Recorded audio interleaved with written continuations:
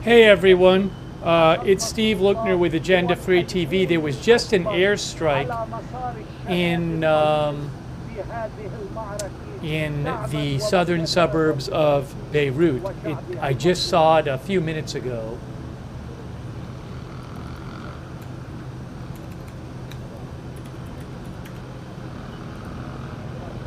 You can actually see it on the top of the screen there, the smoke. I'll try to find you a replay of it and show you the replay, but you can see the smoke from it.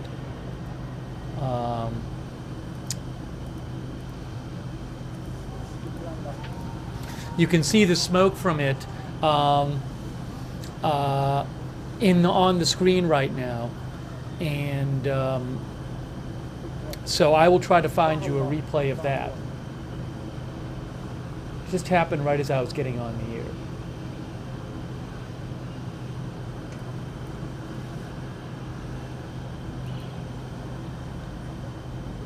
And there are supposed to be more coming.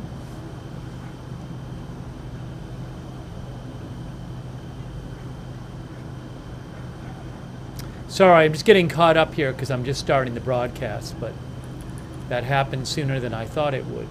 I need to go back and find... I'm going to go try to get you the replay of that.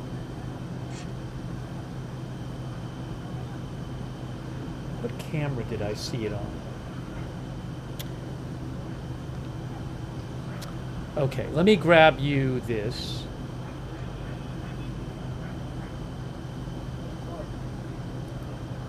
Would have been about 8 minutes ago.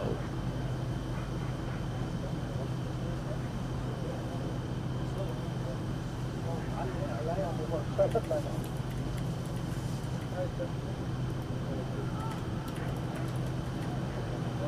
going to see if I can't find the replay for you.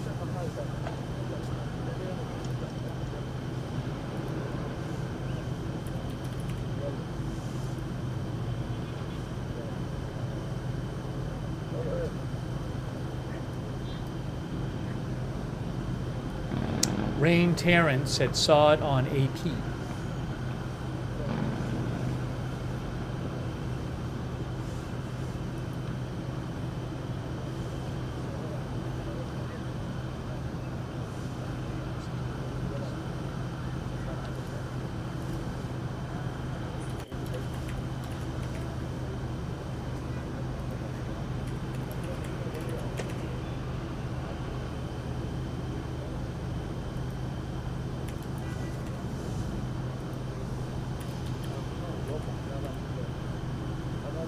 Okay, I'm just pulling up the replay clip here.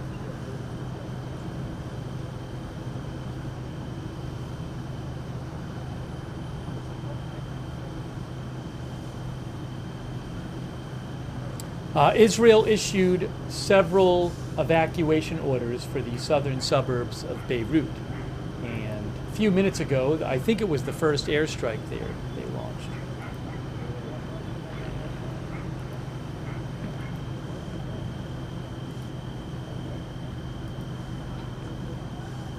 Oh, is that a fire burning right there? I think there's a fire burning right there, guys. Look.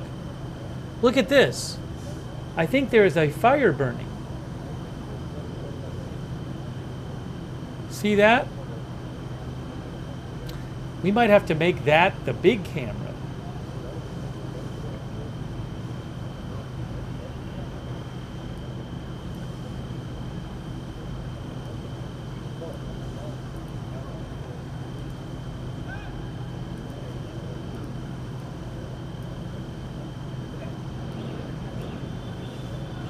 Hang on.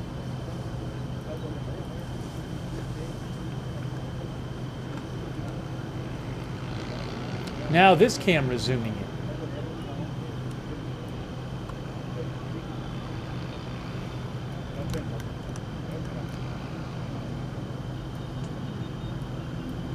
Give me a moment.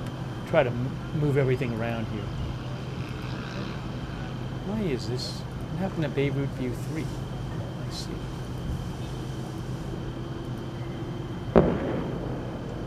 Oh, was there another strike right now? I don't know what that was. Just heard another boom. Hearing a couple, that doesn't necessarily sound like strikes. I don't know what that is.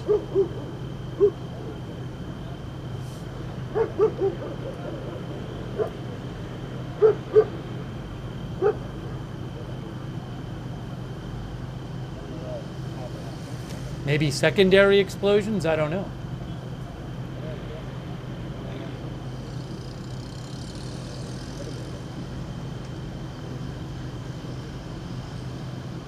Shark says there was a lot of gunfire earlier. Maybe anti-aircraft fire? Not sure.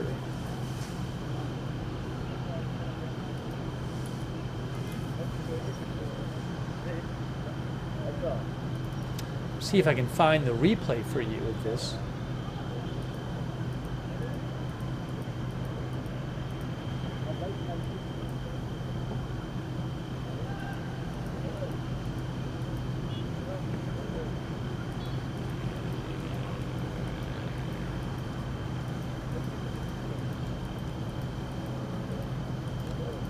Oh, I found it. I found the replay of it. Wow, that was a big explosion. I'm going to show you the replay right now. Here is a replay. I'm about to show you a replay of what happened.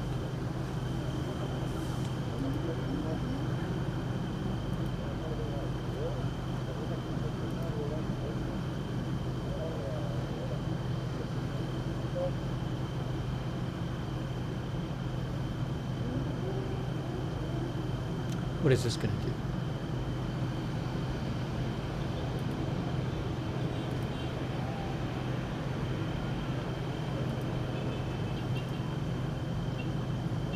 That's not what I wanted to do.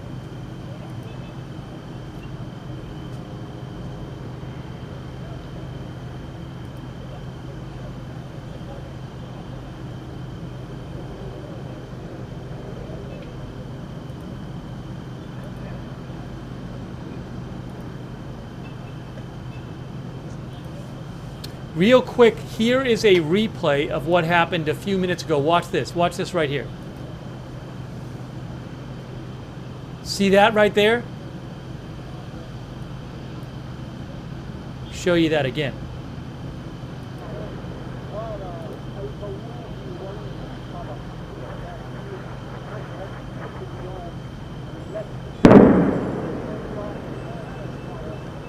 One more time.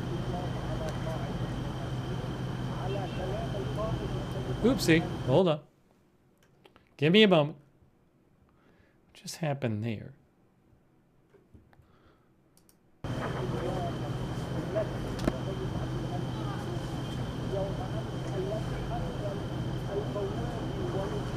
There it was. Wow, big explosion.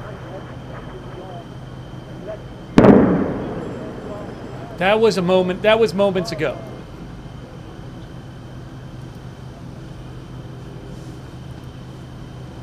And I believe that fire is where that airstrike was.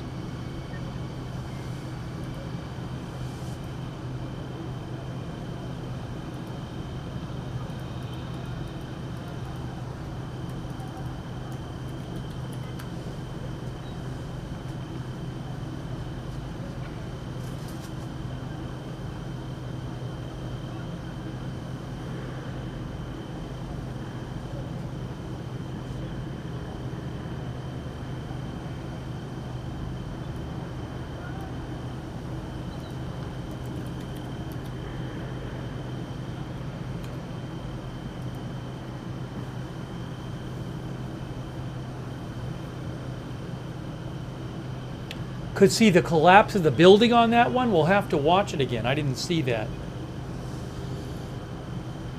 One of the viewers said you could see the building collapse.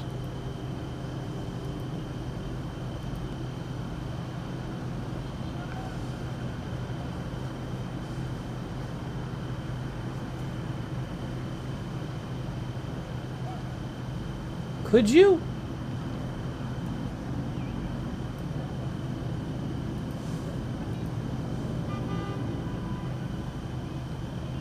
Oh, maybe you could see the building collapse. I'm trying to look at this.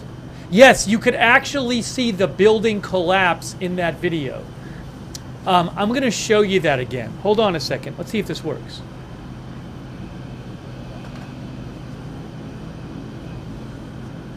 Looking at the airport view.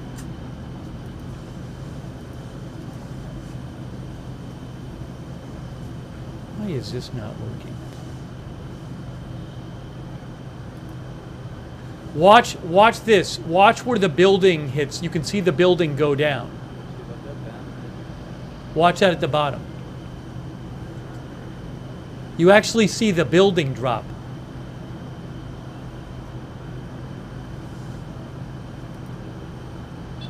Show you that one more time.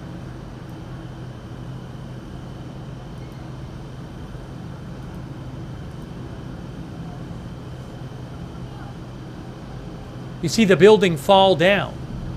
That big building there.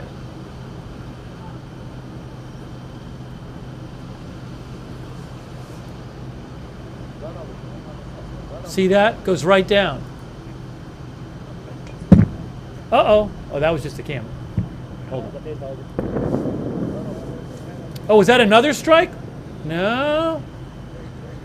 Something else happened? Hold on.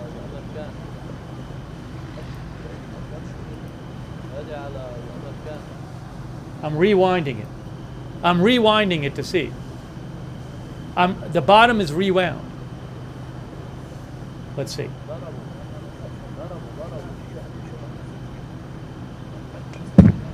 No, it was a guy. It was like the guy hit the camera.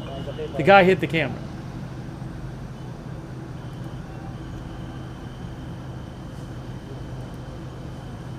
That's the airport.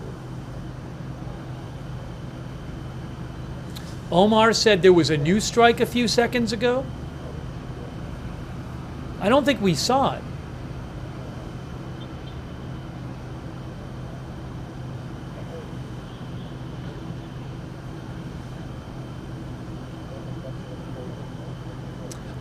None of the evacuation orders was for next to the airport, so they're just showing the airport right now. Unless there's been new evacuation orders I don't know about.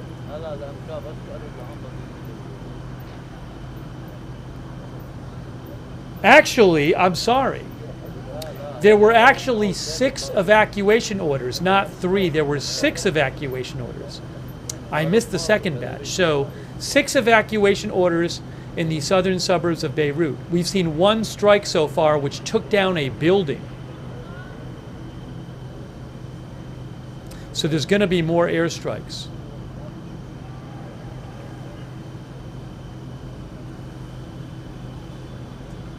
But I'm looking at the evacuation orders. None of them is right where the airport. None of them is like at. None of them like last time there was one right between 2 runways of the airport. So it's nothing like that. Although they might be near the airport, but nothing like next to the runway. Oh, now I might have missed a couple before I came on the air. That's possible. We've seen 1, but when I was running around getting on the air. Yeah, Al Jadid says there have been 5. Al Jadid says there's been 5. Actually, we didn't see it a minute ago. Some Lebanese outlet said a minute ago there was a new one. None of the cameras appeared to show that one. Sam says you only missed one 7 minutes ago. That's the one I showed you. I don't know. It's a little confusing.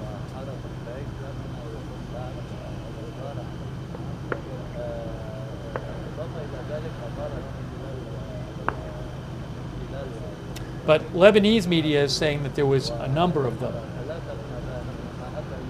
right around when we were coming on the air.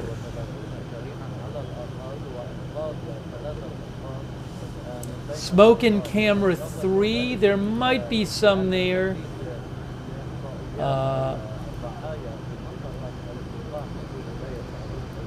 In the distance, let's see.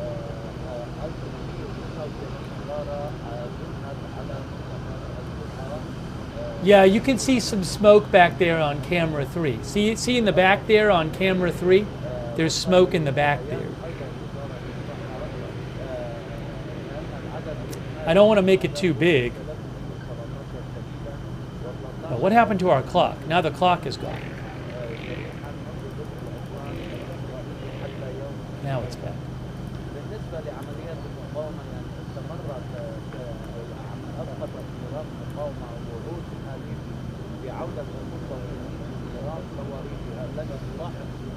Yeah, so you can see some smoke on camera 3 in the back there.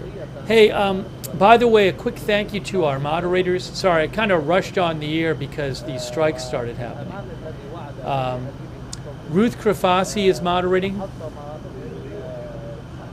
Thanks, Ruth, for moderating. Roberts, May Queen, Beth Mythical,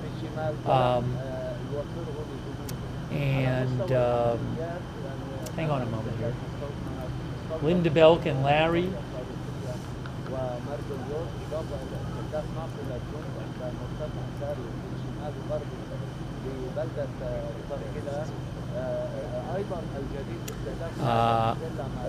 I got that fire in Surly Dev on Twitch.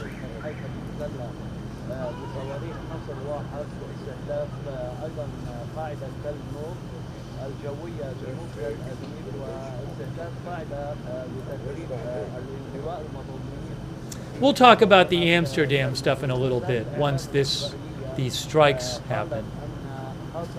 Kay Lowry Body, Ronald Egnor over there on Facebook. Thanks for modding over there. And thanks so much for your support. DeShark for the gift memberships. Thank you. Jeffrey Singleton. Pilsy, Ron Dykeman, thanks for the gift memberships. Lisa Sutz, DJ, Tammy Ross, and Paul Tissue. I appreciate your support.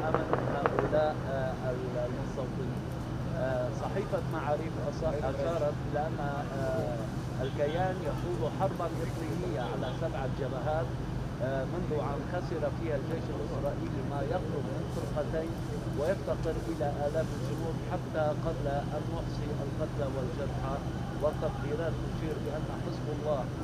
Again, more airstrikes are expected, but we saw one take down a building.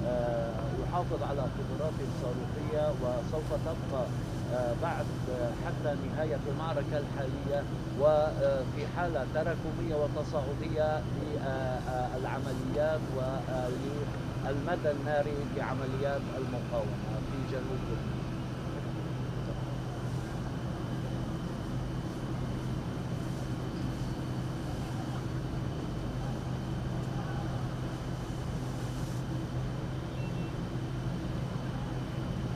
I'm going to show you that video one more time. Pretty striking video there.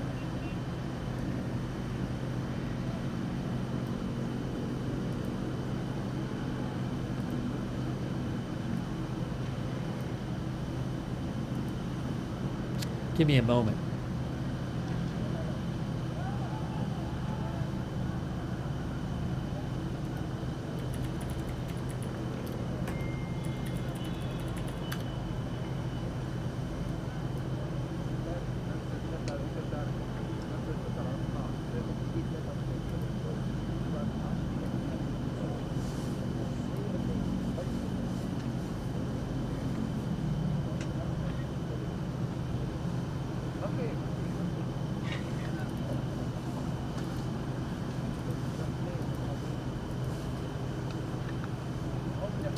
Okay, this was earlier. This was a strike we saw earlier. You can actually see the building come down. I'll show you again.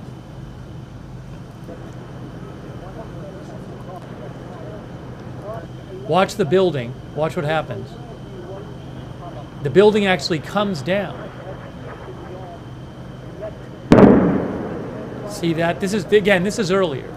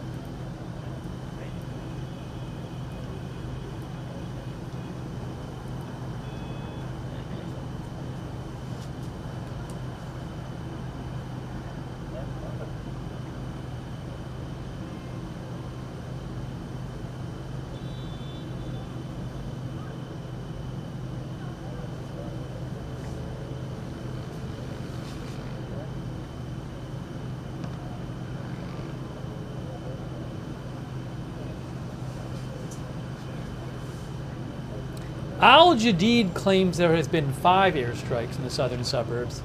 I'm only aware of that one. I might have missed some of them. That's the only one I've seen on the air or before. But there might have been ones I missed. But we are expecting more. Israel issued 6 evacuation orders for the southern suburbs of Beirut.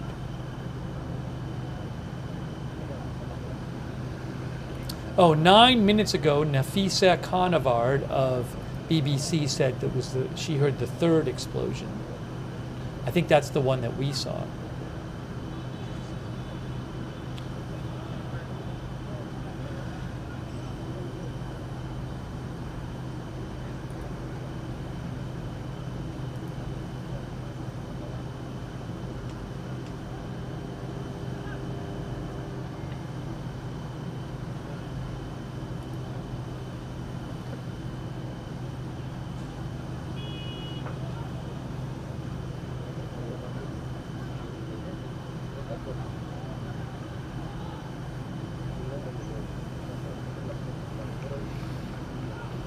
I don't even remember what the first day was when Israel. When was that first day when Israel launched that huge number of strikes on Lebanon? It was a couple days after the pager attack, I think it was.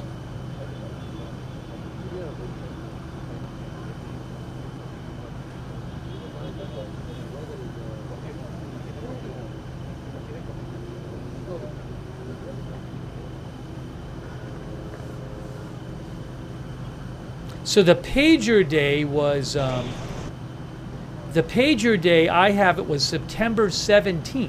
Wow.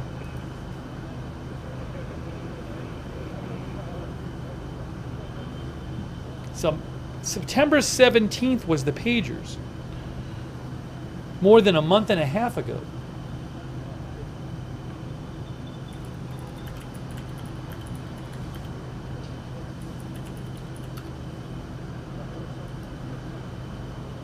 Yeah, September 17th. And then a few days after that, they started bombing Israel. There was that first day where there was an enormous amount of airstrikes.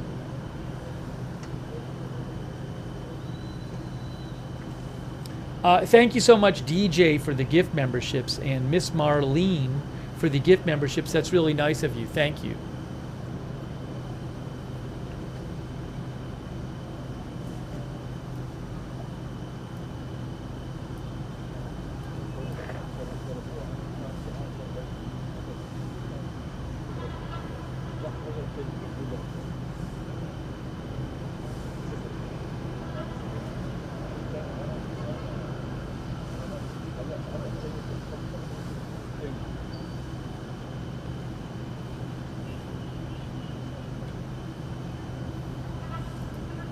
Will there be some kind of ceasefire deal anytime soon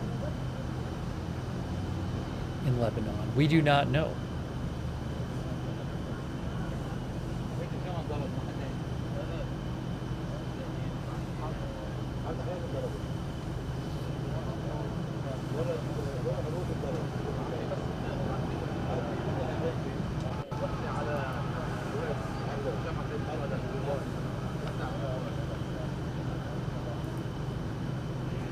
There was also this interesting story today where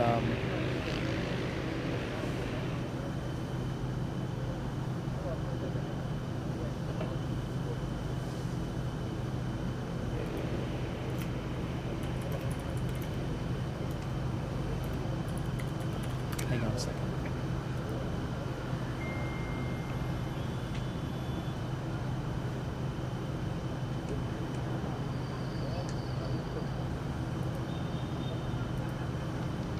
There was a story today where, can I find this? Or has the story been withdrawn? Yeah, no, Khan News Israel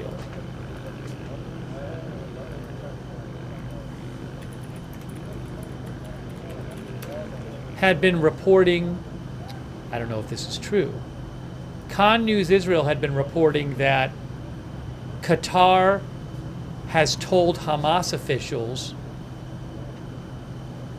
that they are not welcome in Qatar anymore. For years, Hamas officials have lived in Qatar.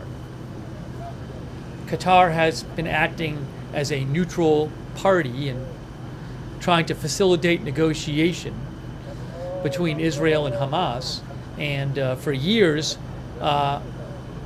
some top officials of Hamas have lived in Qatar. Khan News Israel claims that Qatar has now told Hamas, you are not welcome here. And Khan News claims this is due to American pressure.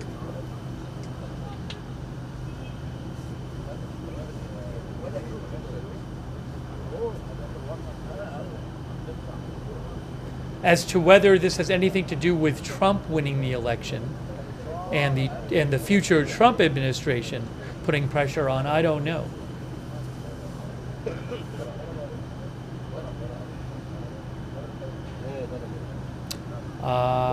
Bob Gable thinks it's Trump effect.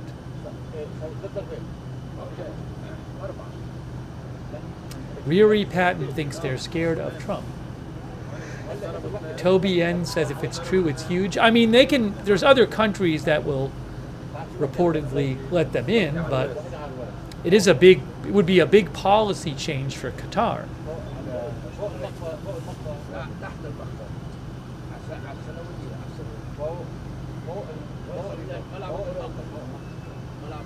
Thank you to Grim Reaper, our member. Thanks so much to DJ for your support. Hey, DJ. Very much appreciate that. Also, thank you to Lidwine Elizabeth. So nice of you.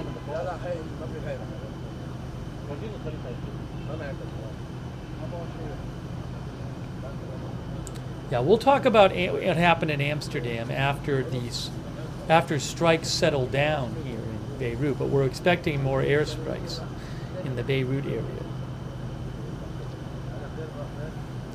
I'm going to maybe show you that again, the one we saw before.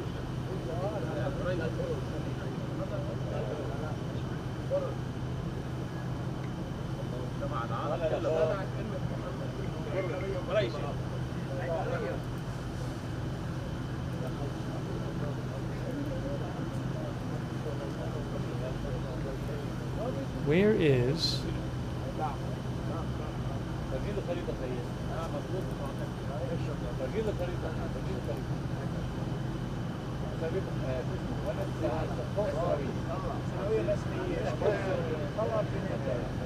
Quick replay from before of an Israeli strike which took down a building. You can actually see the building come down. Quick replay of this. Actually, you know what I need to do? Before I play the replay, I'm going to do something real quick here. Before I play the replay, I'm going to do something real quick.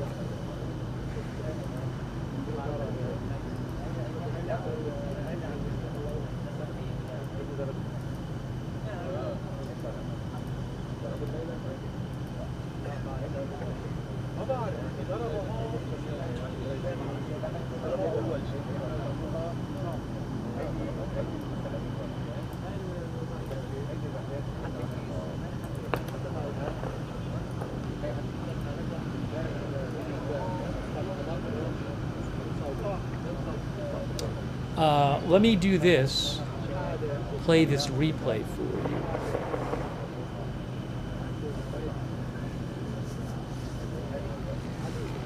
Again, this is earlier. This is a replay from earlier. Watch on the bottom of your screen there from earlier. Watch this. Big explosion, and the building comes down. Watch again. Big explosion, and the building actually comes down.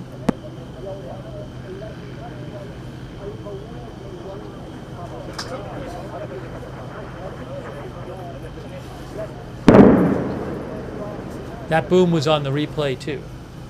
So that's what happened earlier. That was earlier.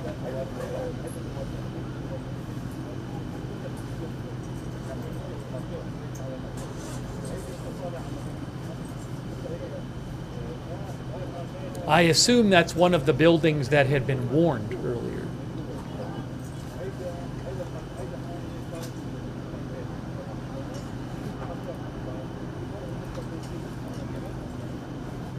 Thank you so much to, hold on a second here. Appreciate everybody joining us for our coverage. And hey, thanks. DJ just gave a lot of people memberships. Wow. Hey, DJ, that's really generous of you. Thanks so much, DJ. Please thank someone if they give you a gift membership or gift subscription. Thanks, DJ. Thank you also to Miss Marlene for the gift memberships. Did I thank Miss Marlene? I don't think I did. Tony Leone, thanks for your support. Adrian R. gave 20 people memberships. Wow. Thanks, Adrian R. I really appreciate that. Natalie Perkowski, our member. Captain Jerry Donnelly, thank you. How does a building collapse with one bomb? Well, I'm not a weapons expert or a structural engineer, but some of these bombs are pretty powerful.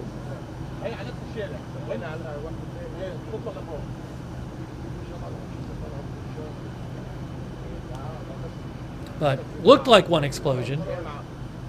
I mean, we saw it. Thank you, Captain Jerry Donnelly. Thanks also, Tammy Ross. And thanks, PsyOps, for your support on Twitch, for subscribing, and Koa Goose for subscribing on Twitch. Pansy thinks they are specifically for felling buildings, certain bombs. Judd Parker says when the foundation is blown out, it's hard for buildings to remain standing.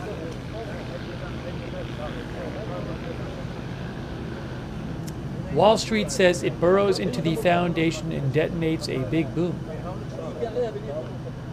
Allison Thomas is watching from Wales.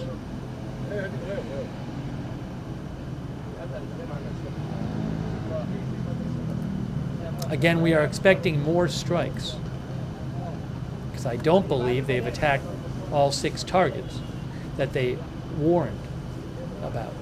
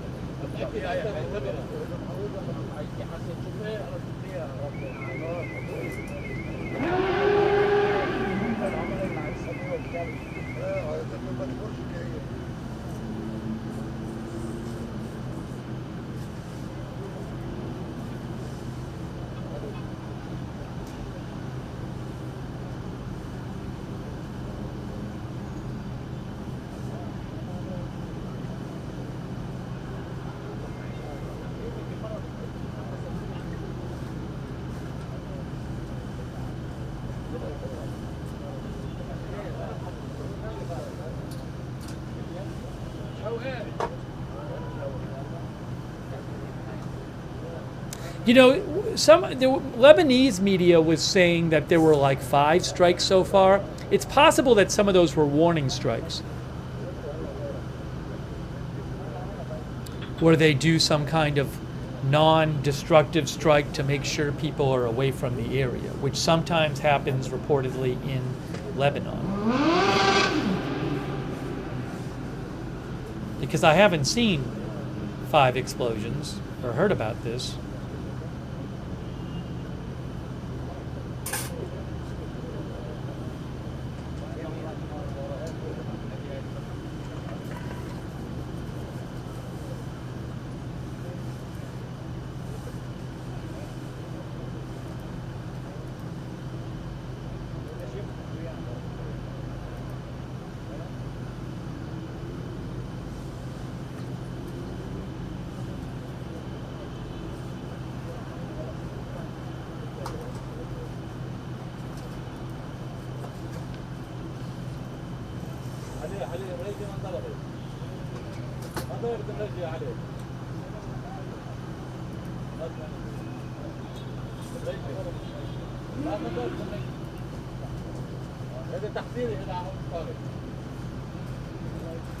Not Tom Larson said there was an explosion after the first strike. Now, in the video I showed you, the explosion we initially hear is from that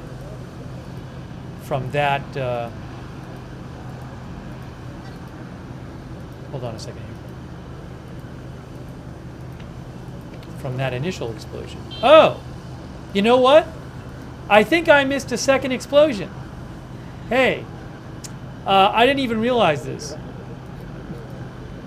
Thanks, Tom Larson. I have it here. So in the video I've been showing you where the building gets knocked down, I think there's a second explosion, like as Tom Larson said, about 10 seconds after that. So let's watch that again. If I miss something, I'll just rewind what I miss while we're showing this. But I think it's important to show this. Thanks, Tom. Not Tom. I didn't even know. All right, now watch this here. Watch this. Ready? This is, sorry, so that's explosion one. The building comes down. Now keep watching. Keep watching. There's a boom. Now keep watching here. I think there's another one coming up. Is there another one here? There it is. Wow. Now was that a secondary? Whoa.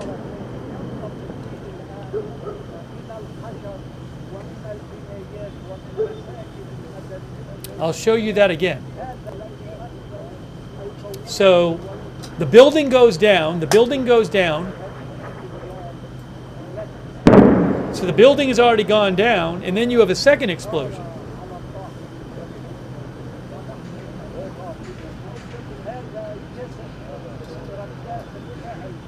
Wow.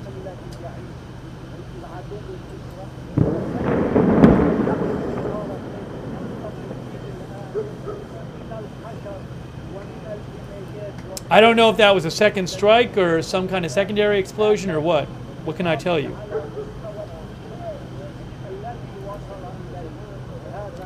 Pilsey thinks it was a second strike. Minio thinks it was a secondary because the smoke looks darker.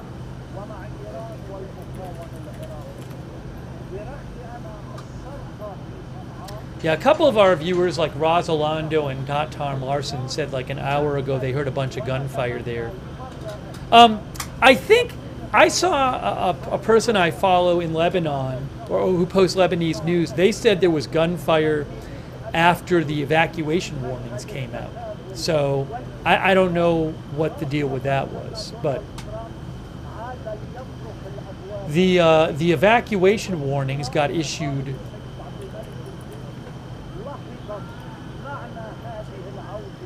about an hour and 20 minutes ago. There were 6 of them.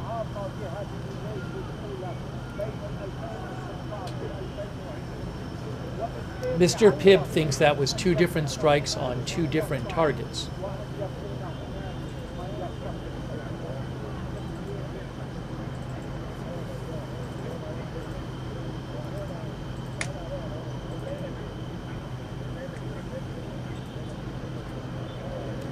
Callie asked if it was 2 buildings that went down. I only saw 1 go down, but maybe it was 2. I mean, it's kind of hard for me to see. Looked to me like 1, but maybe it's actually 2. I'm not sure.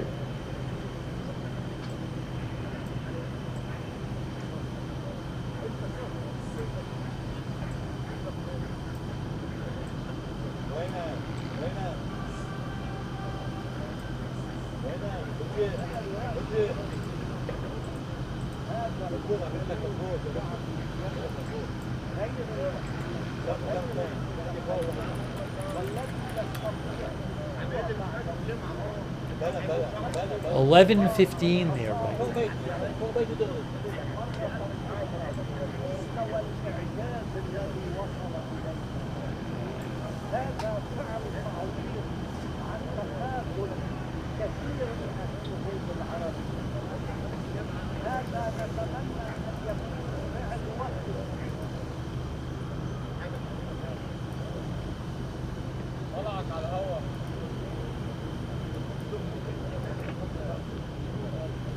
Thank you, SV Always Home, for watching. Thanks again to our moderators who are here. I really appreciate it. A moment of lovely big ball of yarn. I got that fire. Surly Dev, Margaret Riley, Kay Lowry Body, Ronald Egnor, Linda Belk and Larry, Ruth Krafasi. Thank you, moderators. Roberts May Queen, I appreciate it. Thanks to our Facebook subscribers like Jared Sparks, Eve Richards, Diane Allworth, Kay Lowry Body, Margaret Riley, Marie Minicello.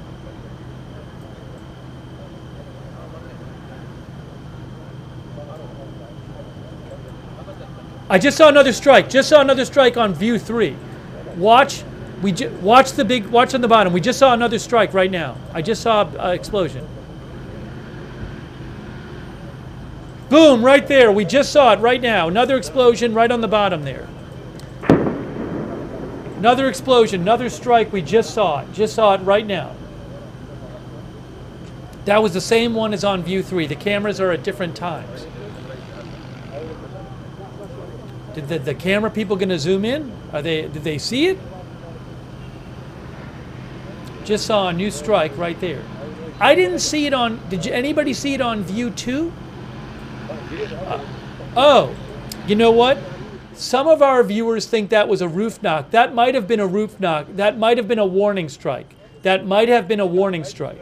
I agree with you, because it was a flash and a sound, but it wasn't a huge flash, and we don't see any smoke.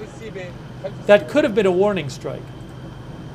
Some of our chat thinks, and I agree with you. Yeah, so keep your eyes peeled in that area, because if that was a warning strike, there will be an explosive strike shortly. But I only saw it on view 3 and view 2. View 1. View 3 and view 1. I did not see it on view 2. Might be pointed in a different direction. But if it happens, if another strike if it's in the same place happens, it'll be on view 3 first. Camera 2 is ahead of camera 3 is ahead of camera 1.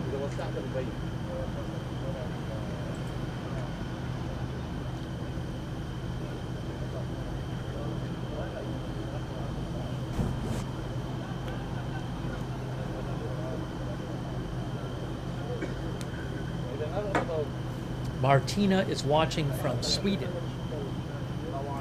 We'll catch you up on other news from the region once the strikes are over. We'll talk about the incident in Amsterdam, where some Israeli soccer fans got attacked after a couple tense days there in Amsterdam. The FBI said there was a foiled Iranian plot to assassinate Trump, but from what I read, it doesn't seem like the plot was in a very advanced stage or anything. So we'll talk about that later.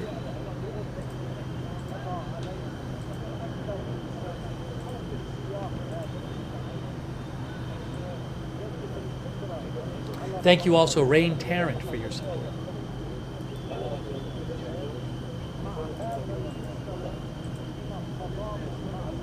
By the way, somebody on one of these streams is clicking like a mouse. That's not me. See? Look, you're hearing clicks. I'm not touching my mouse. So the clicks are once in a while you can hear my mouse click, but the constant mouse clicking is not me. There's somebody there using their computer.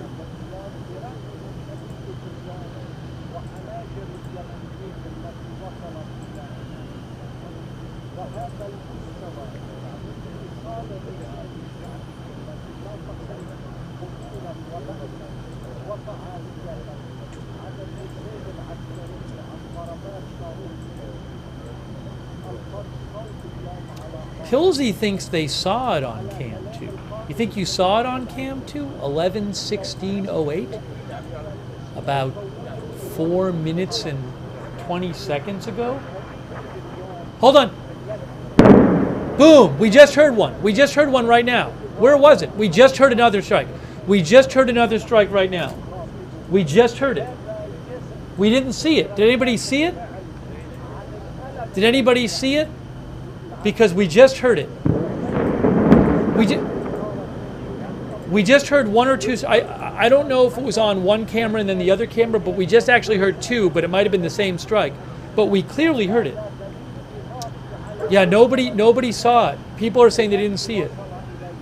But that was clearly a strike. Camera 3, you guys saw it? The new one you saw on camera 3?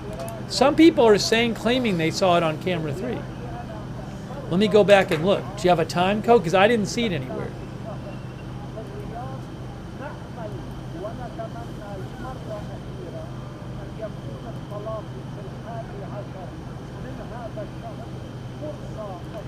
Some people are claiming they saw it on camera 3.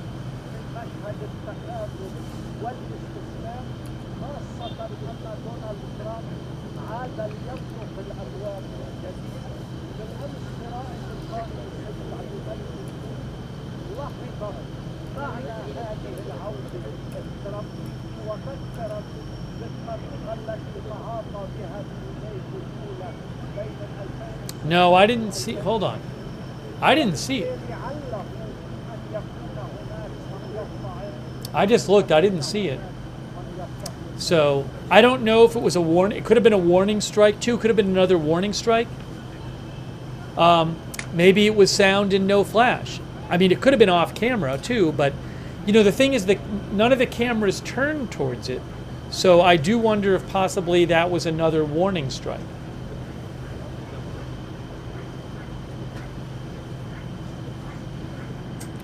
Why are there warning strikes? Sometimes Israel will launch a warning strike just to make sure people have gotten away from the area they're going to attack. I mean, they've given a number of evacuation warnings. Oh, did I just see it on view 2? Hey, I just saw a flash on view 2. Watch view 3. I just saw what I thought was a flash on view 2. Look at view 3 next. Keep an eye on view 3. I thought I just saw something on view 2.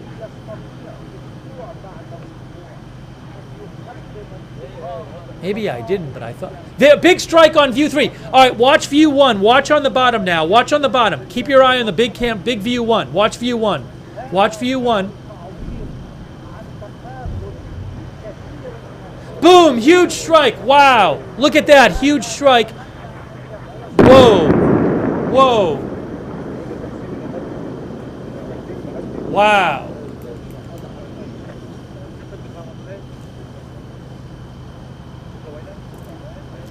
That is a big strike.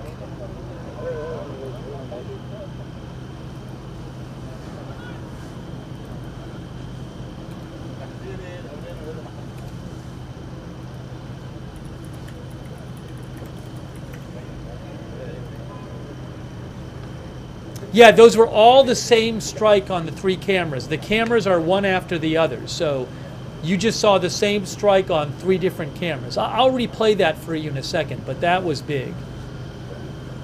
Yeah, AJ Wells says that's where they did the roof knocking. I think you're right, AJ. I think earlier we saw the quick flash. I think we saw that quick flash in that area where this strike ended up being. But a new big strike there. You just shot. Wow.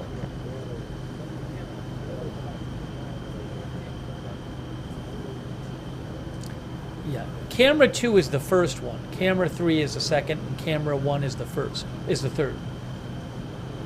Callie says same area as the warning. I'll replay that in a second, but that was certainly a powerful strike there.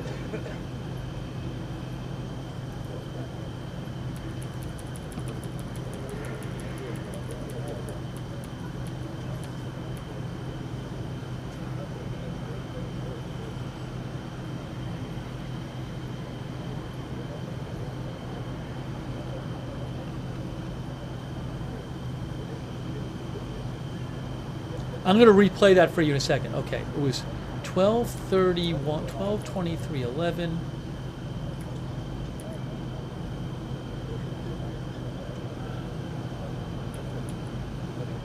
Around 12:23:11 was camera 2. You could camera 3, I mean.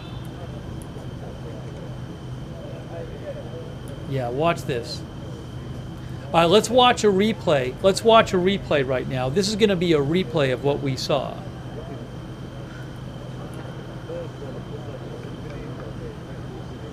Okay, watch. Why is it doing this? Oh, I'm sorry. So watch camera 3 first. Watch camera 3. Ready? Camera 3. See that flash on camera 3? See the big flash on camera 3? Watch it again. And then here is watch now camera 1. This is a replay. Whoa. Big strike there.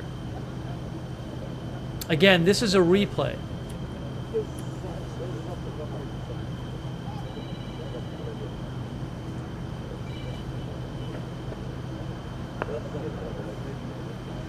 Watch that again.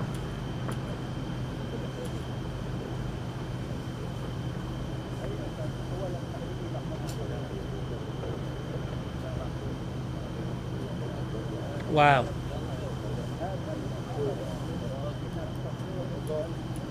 See if I can freeze frame that for you. This is a replay again.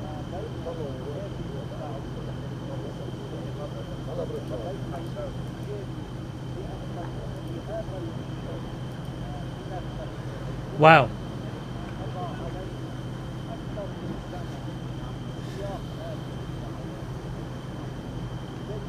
And then earlier, and if you missed it, there was a big one earlier, a couple big ones earlier that took down a building.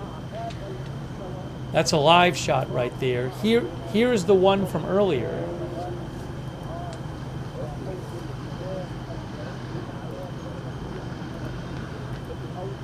This is the one from earlier that actually took down a building. There were a couple earlier. Where is it? All right, watch this here. Oops. That's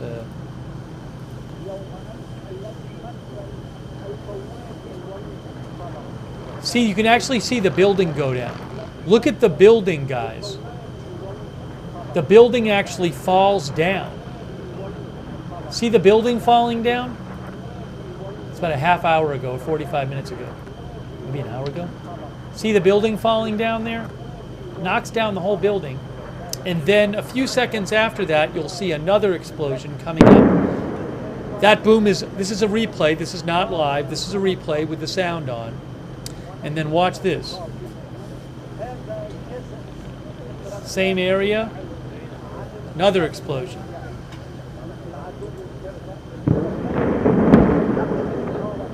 I'll replay that second explosion again. Oops.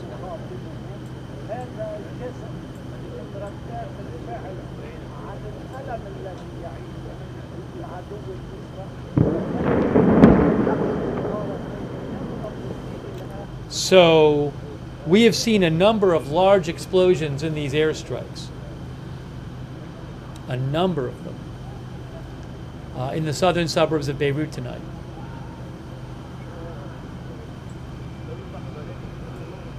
Oh, we just saw another one on view 3. I just saw a big flash on view 3. Watch view 1. Watch view 1. Watch view 1. Boom! Huge flash. Wow. Whoa. Wow. Another one. Oh, huge. Look at this. Look at all the smoke here. Whoa. Not that far from the camera, I don't think. Near the airport. Wow.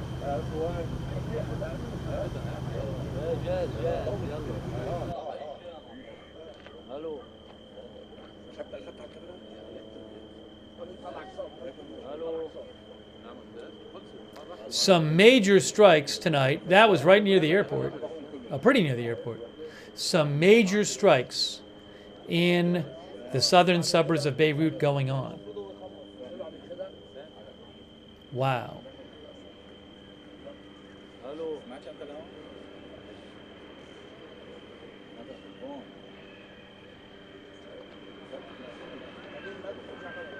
Crazy, crazy.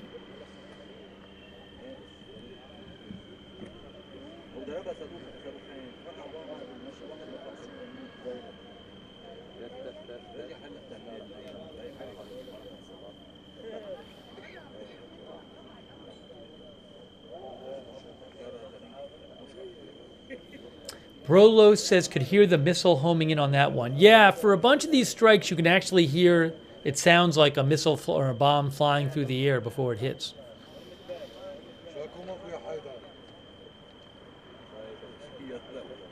Yeah, these are the Reuters. Both of these shots are from Reuters. The other one is from AFP. I pay for the feeds for them. They have cameras. Either their people or people they pay are in these locations with cameras.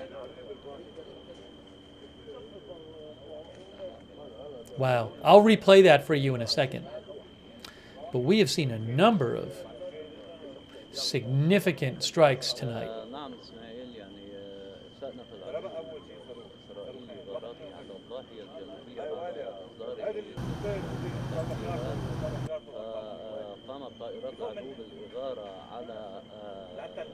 Let me show you the replay of that one. Wow.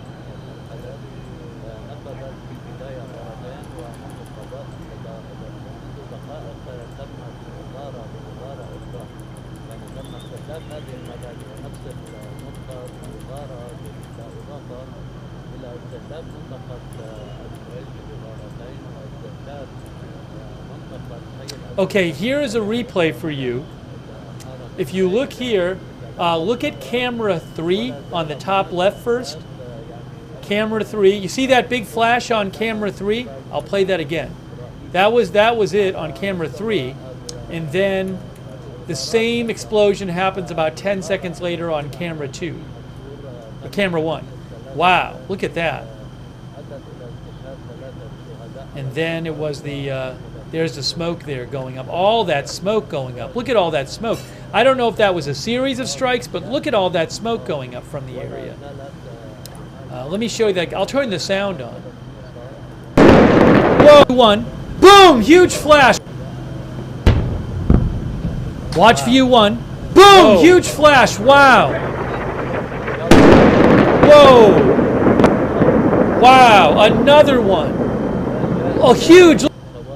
So that was really big.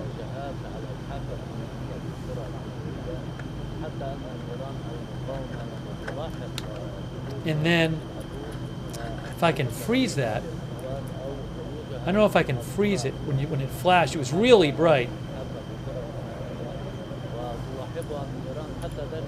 Here, watch this. Hold on, I'll freeze it.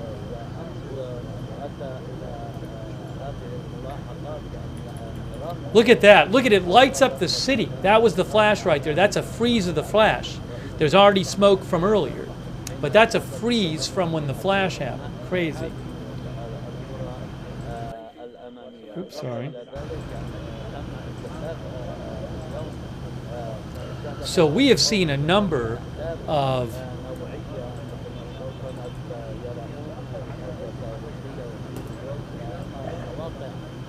big airstrikes tonight. Thank you, Tim747. Roddy Mom 12, thank you for the gift memberships. IndyCar, thanks for your support. IndyCar will be catching up with some other news from the region soon, when the strikes are over, or was when they settle down some. Thank you, Rainer P, for your support. DJ, thank you, DJ, for your support. Really appreciate it.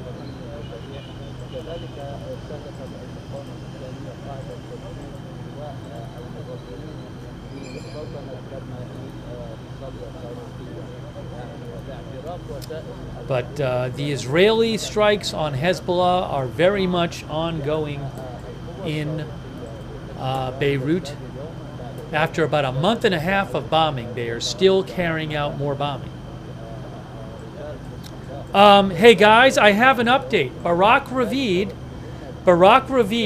with Axios is confirming a story that was reported earlier by Khan News. Barak Ravid reports Qatar demanded 10 days ago, that's before the election, Qatar demanded 10 days ago that Hamas officials in Doha, Qatar, leave the country, following their rejection of the latest offer for a partial hostage and ceasefire deal, U.S. officials say.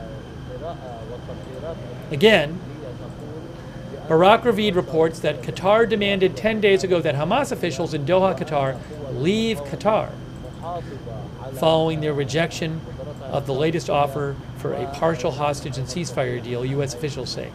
Qatar has been the base for Hamas officials outside of Gaza.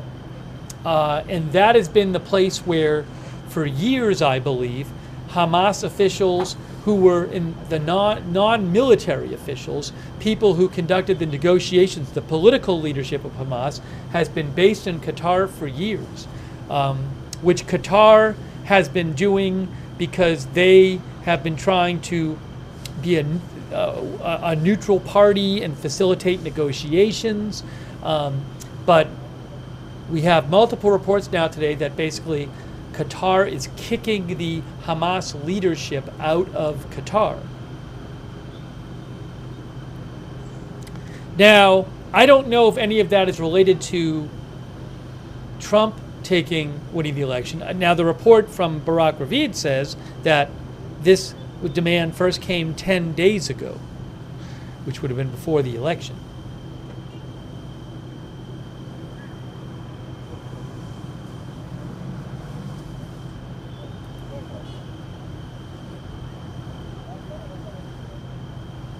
Barak Ravid is reporting that Qatar made the move.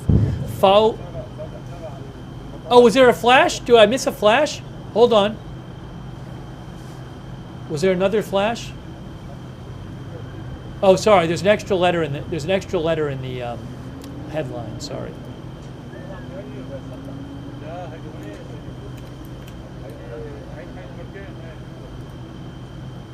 Where was the other flash?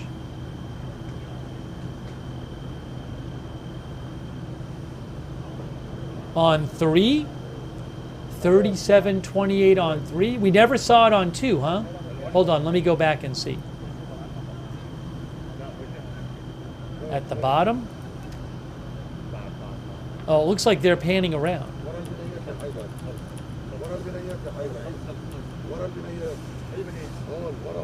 There was a flash. There was just a flash. I wonder if it was a roof knock. Hold on. I'll show it to you.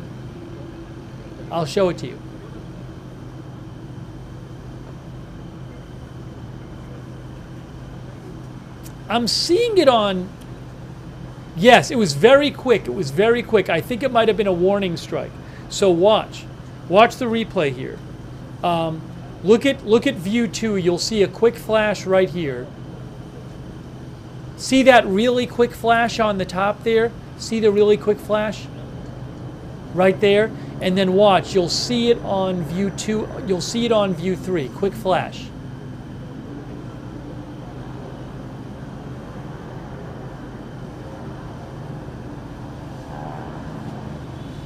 You will see it there. Right there. Very quick. I think that was a warning. Right there. Right there. So I think there might have just been another warning strike.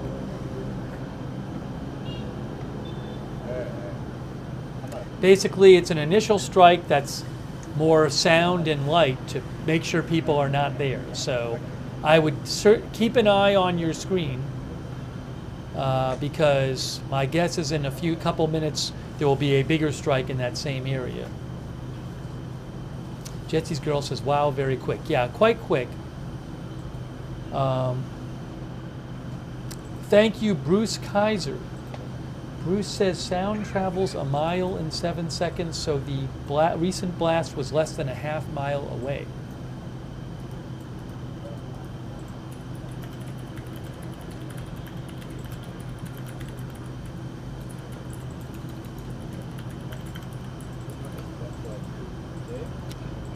Noah says sound travels approximately 1 mile every 5 seconds. I just looked it up. But thanks, Bruce. Interesting point. Leal Duhan. Thank you for your support, Leal Duhan.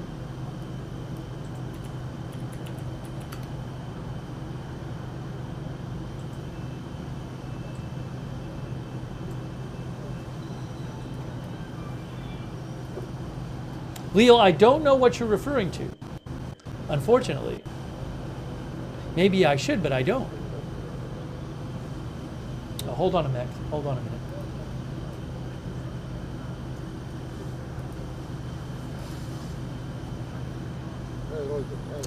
Thank you also to Adrian R. That's really nice of you, Adrian. Adrian just gave 20 people gift memberships. Wow.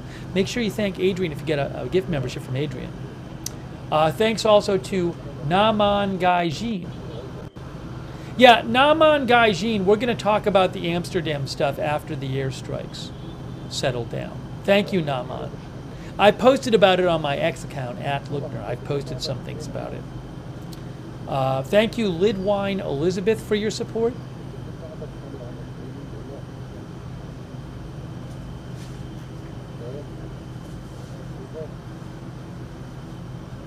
We will be talking about Amsterdam in a little bit. Thank you, Lidwine Elizabeth.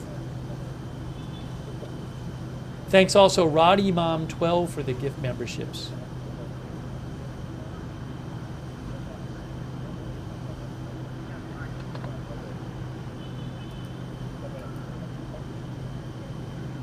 Oh, so Barak Ravid reports.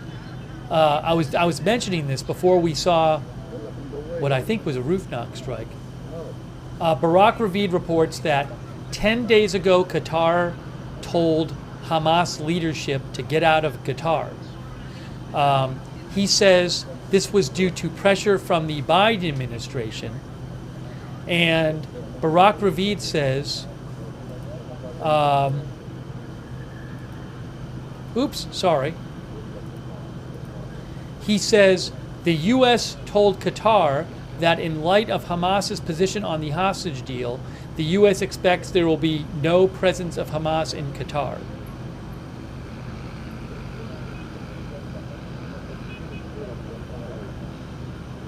An American official told Barak Ravid that after Hamas has continually rejected proposals for a deal, that its leaders cannot be received in the capital of any country that considers itself a partner of the U.S.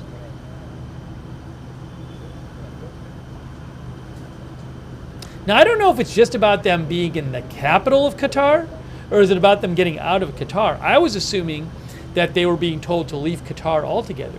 Maybe they're just being told to leave the capital of Qatar. Oh, another strike. We just saw a strike. Just saw a strike. Flash view 3. I think you saw on view 2. What? Two big flashes on 3. Watch camera 1. Watch camera 1. You're going to see it on camera 1 right now. Two explosions it looked like. Watch camera 1.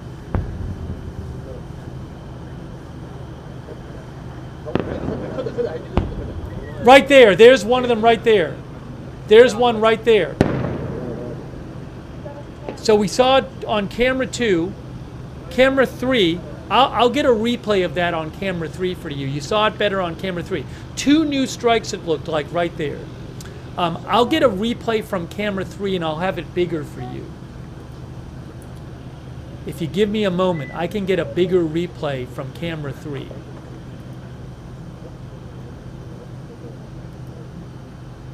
That was about a minute ago.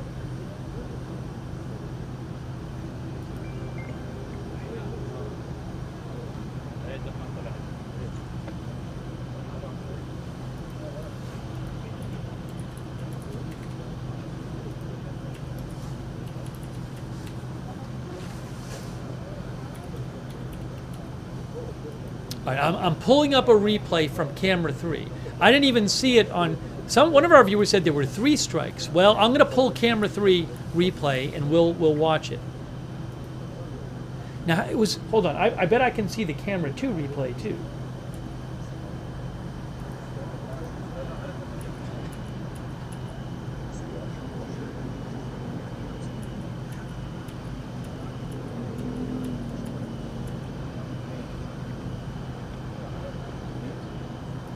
Give me a moment here.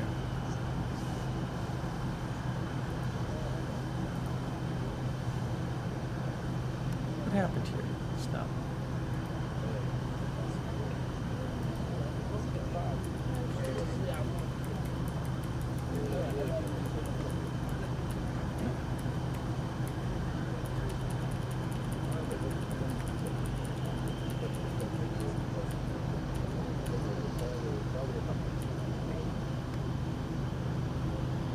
I'm trying to find it on camera 2.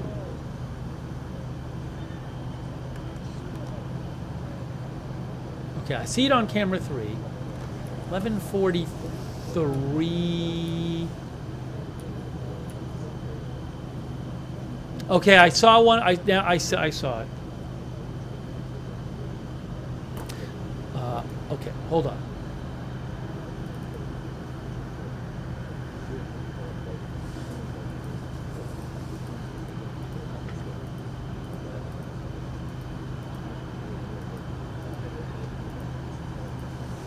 I am pulling the replay up for you. If I can find it here. There it is. I saw it. I saw one of them.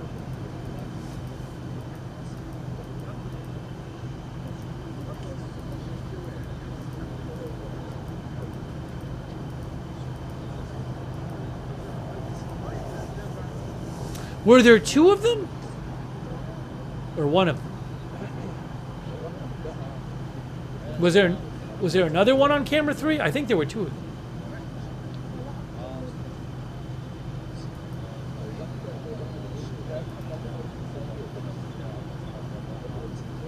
Did you guys just see a new one? Because I'm going to play you the replay. I'm going to play you the replay right now.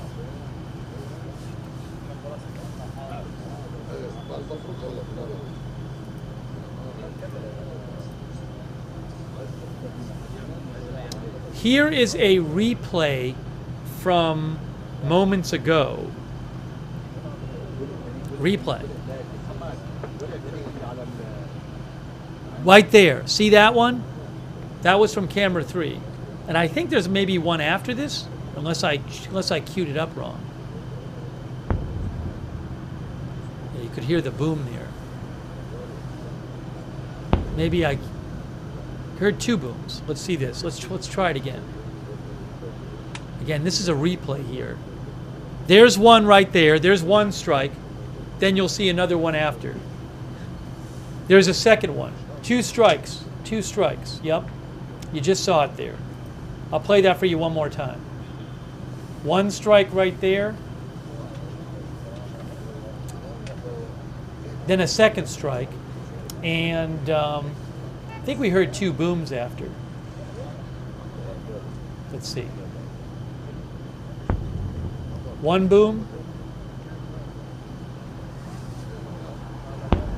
2 booms. Yep, 2 strikes.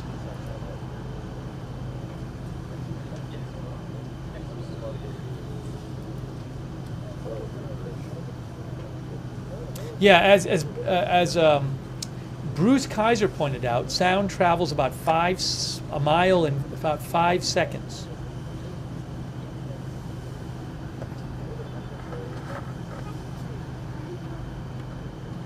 So there have been a number of strikes in the southern suburbs of Beirut over like the last roughly 90 minutes.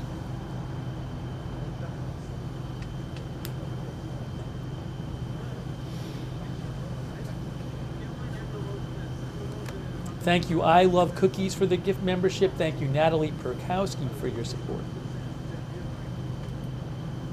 Thanks also Ewok McFlurry for subscribing on Twitch, and M. Pauly 13 for subscribing on Twitch.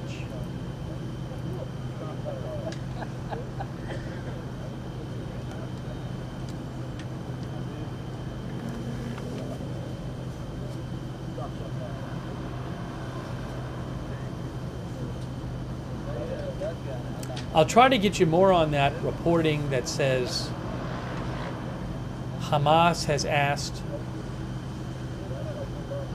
that Qatar has asked Hamas officials to leave Doha, Qatar.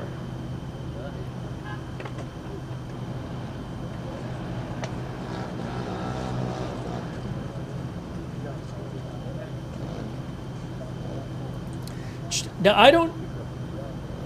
Oh, I'm hearing a report, possibly some Israeli strikes in Syria. Aleph, who I follow, said he had heard of some Israeli airstrikes in Syria.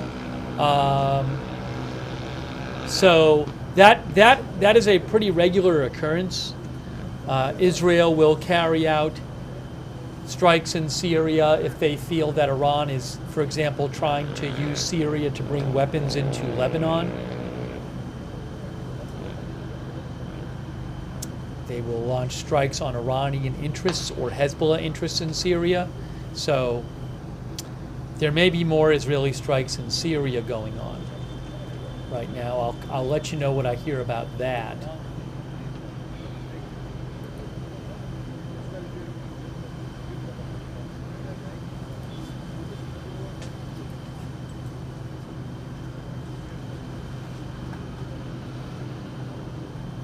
And I will check on some reports.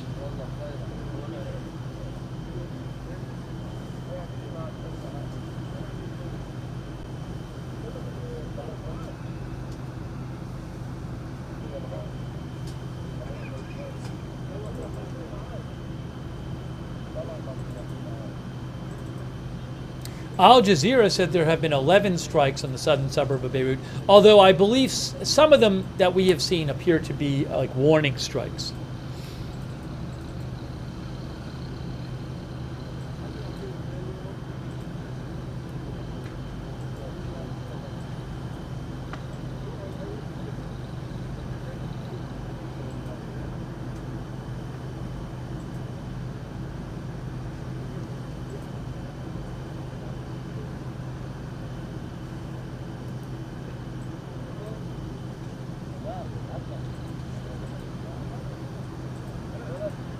Oh, Elizabeth Hagedorn with Al Monitor. She says that she is hearing that Turkey and Iran are the most likely destinations for exiled Hamas officials. So multiple reports that Hamas officials are being kicked out of Qatar. And so that report I just read you claims that they will end up in Turkey or Iran.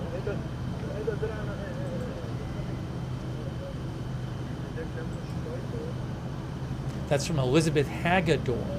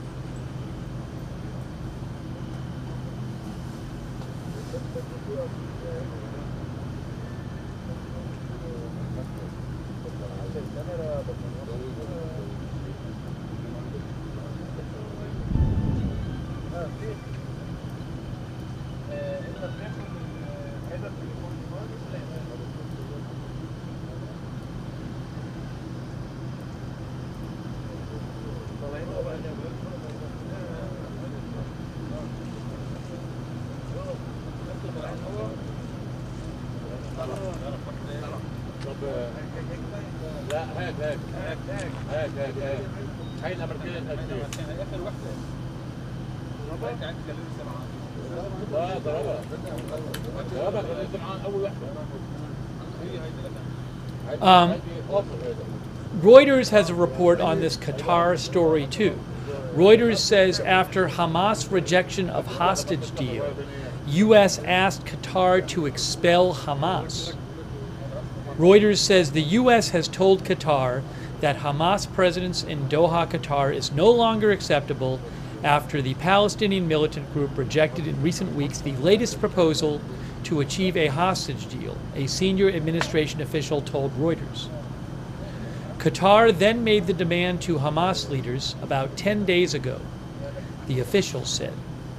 Qatar, alongside the U.S. and Egypt, has played a major role in the rounds so far of fruitless talks to broker a ceasefire in Gaza and the release of hostages that Hamas holds there. Oh, maybe some fire going on from one of these strikes now?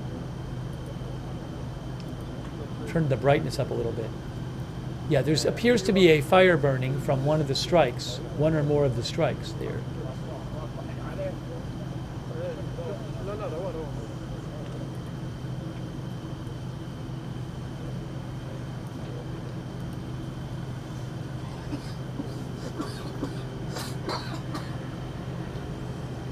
Maybe there's smoke where the camera is.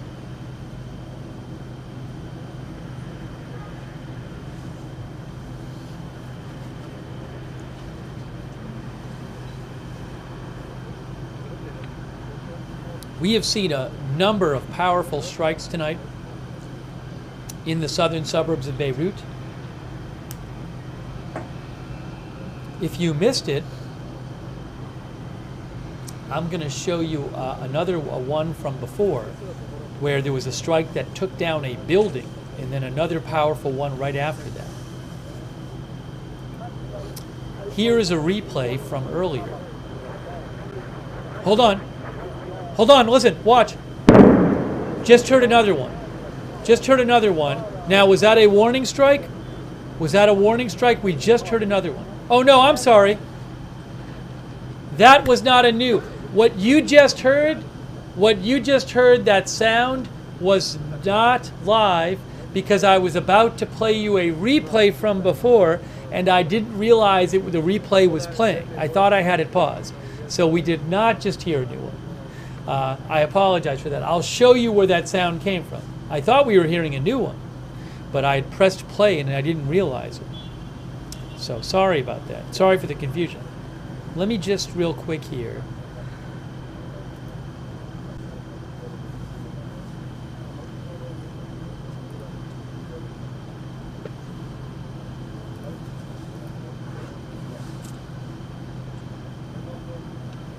Pull something up.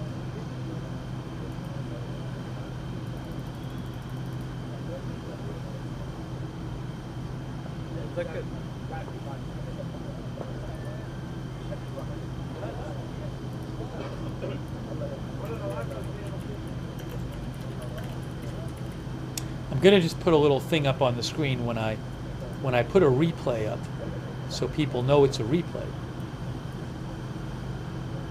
See how it says replay from earlier? So now I'm going to show the replay.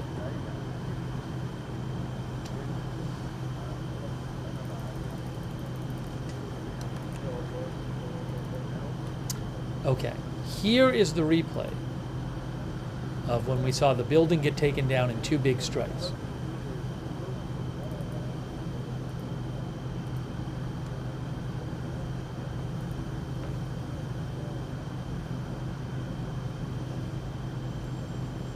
Okay, the first thing is you will see is, oops, you're going to see on a building, a strike here and a building fall. Right in here, watch. See the building go down? Watch this again.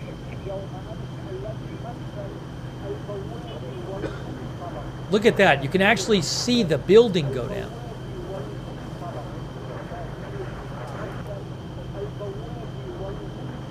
All right, so that was strike one. You'll hear the boom coming up. And then watch, there's another strike shortly after that. And another boom.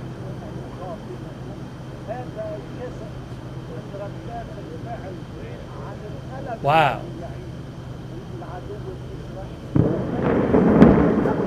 I'll replay that second one for you too. Here's the second one.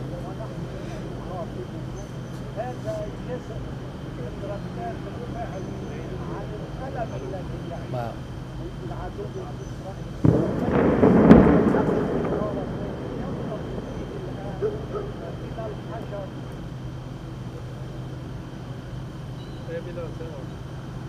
So that was an example of a couple of the strikes that happened earlier.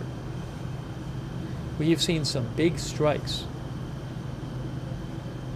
tonight.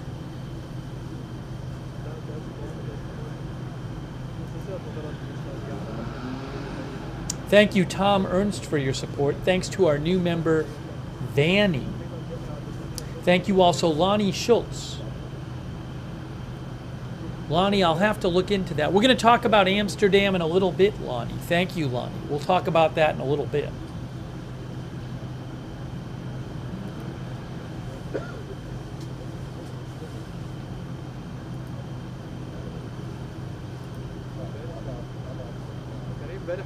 Jim Kaplan thinks the first strike took the building out and the second strike hit an underground bunker. That's what Jim thinks.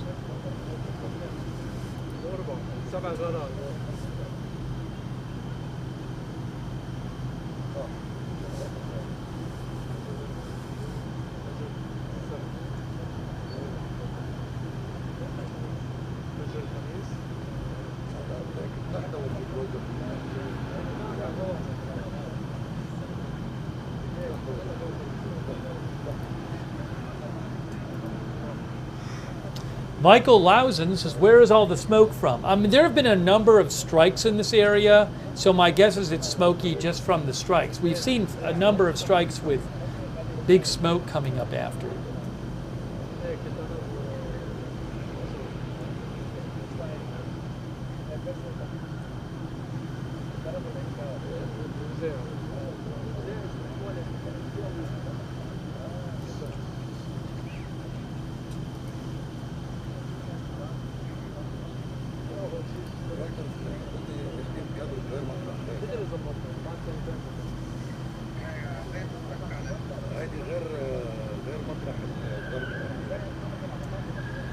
Your imaginary friend sent me a post from someone who said that they thought Iran was going to attack Israel this weekend. Look, I have no idea. People have been sending me posts for a week. People have been sending me reports for a week saying Iran's going to attack Israel. It's about to happen. It's going to happen tomorrow. It's going to happen today. It's going to happen tonight. We're still waiting to see if Iran strikes Israel in retaliation for Israel strikes on Iran on October 26th. The Israeli strikes were 13 days ago. We'll have to see what happens.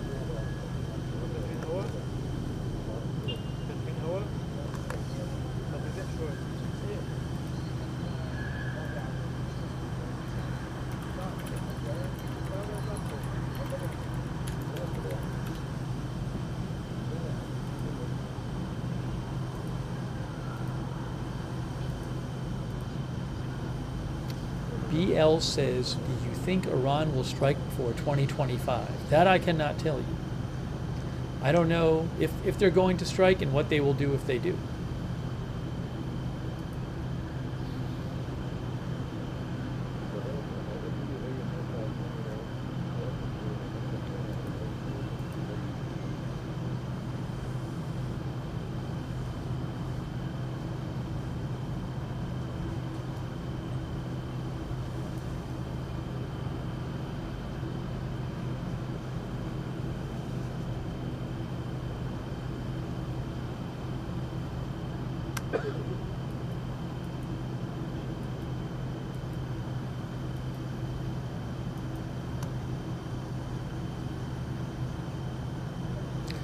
You can reach me on X at Lookner. So I'm not sure. I don't. Actually, it looks like there's still smoke coming up on this camera right here. Oh, a new strike! New strike! Just saw a new one on camera 2. Look at camera 3. Watch camera 3. I just saw it on camera 2. Watch camera 3 right now in about 10 seconds. Then camera 1. New one. Watch camera 3.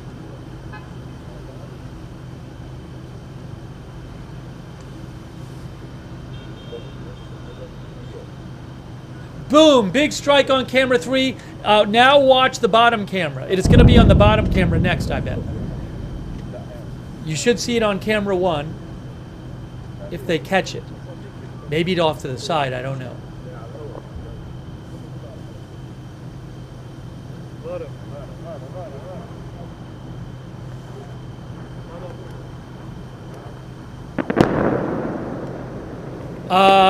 Right. They heard it and they didn't catch it.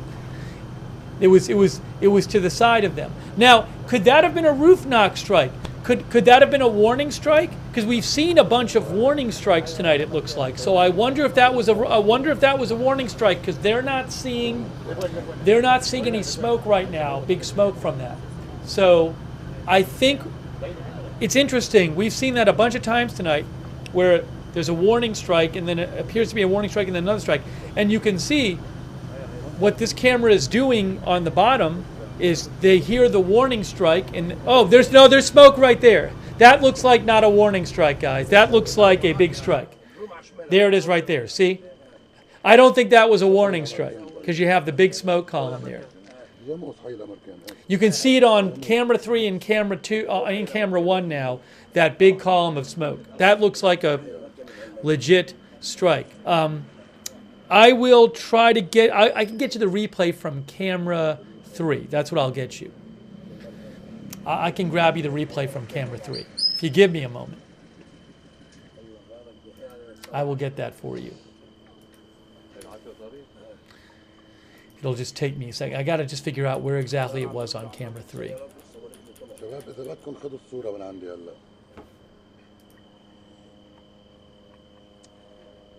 Was 12:05.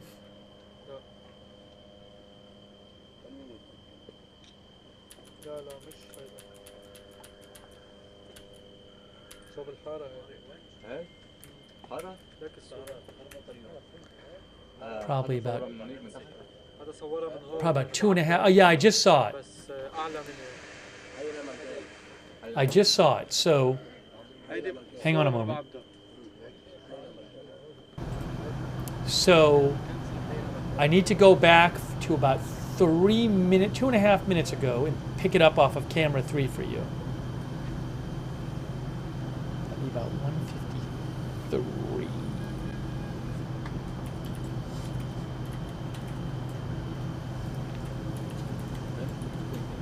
So another strike.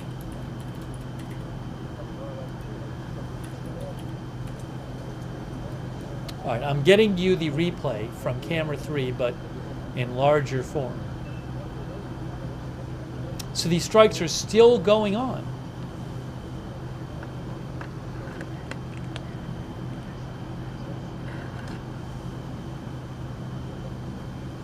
Kind of hard to see, but you can actually see the smoke there.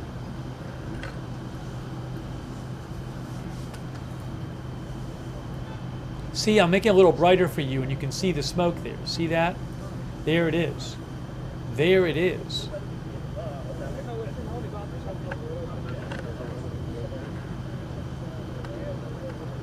All right, I'll show you the replay. You can see the smoke on view 3 too.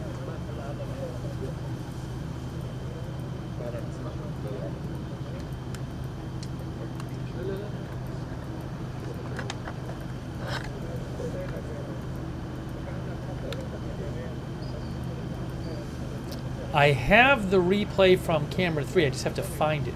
Where it is exactly.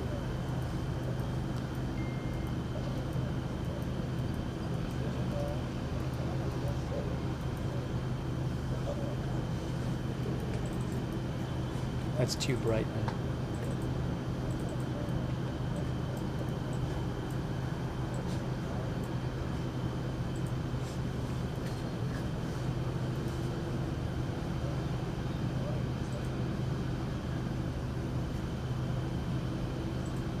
Let me just find that replay for you.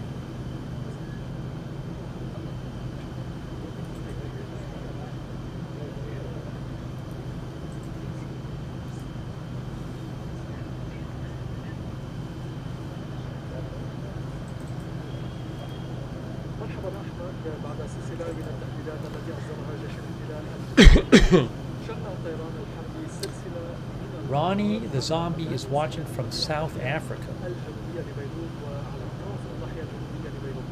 12 غارة على الأقل استهدفت مبانٍ سكنية بداية I haven't found the replay yet. منطقة حي الجامعة اللبنانية. أيضا غارات إسرائيلية استهدفت مبنى سكني في منطقة الفريجة الليلكة على جسر الليلكة على الطريق الذي يربط بين منطقة الليلكة ومنطقة الفريجة. جرى استهداف هذا المبنى بغارة إسرائيلية إضافة إلى غارات استهدفت مباني سكنية في منطقة حارة حريق في ولاية البلاد إضافة إلى منطقة الرويس. سنتابع سوية يعني آثار هذه الغارات التي شنها الاحتلال الإسرائيلي إضافة إلى غارة على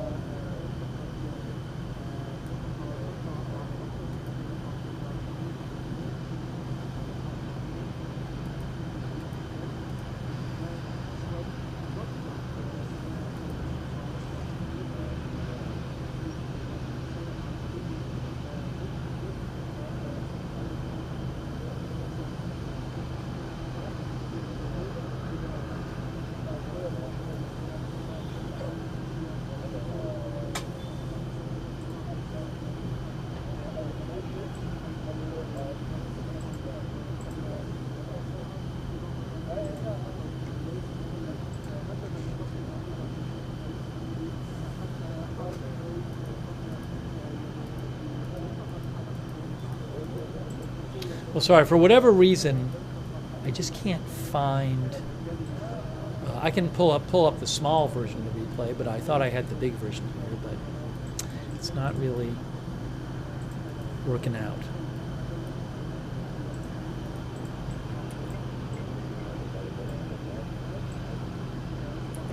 The last one that just happened, you can see here. Well, look at the top left. You'll see it on the top left. See that on the top left on camera 3 there? It's about 8 minutes ago. That was that strike.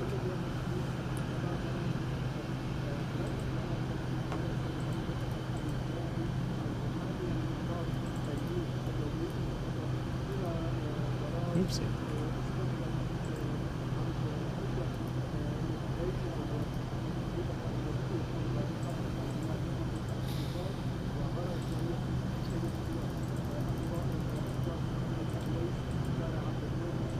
Will there be more? There have been a bunch of them.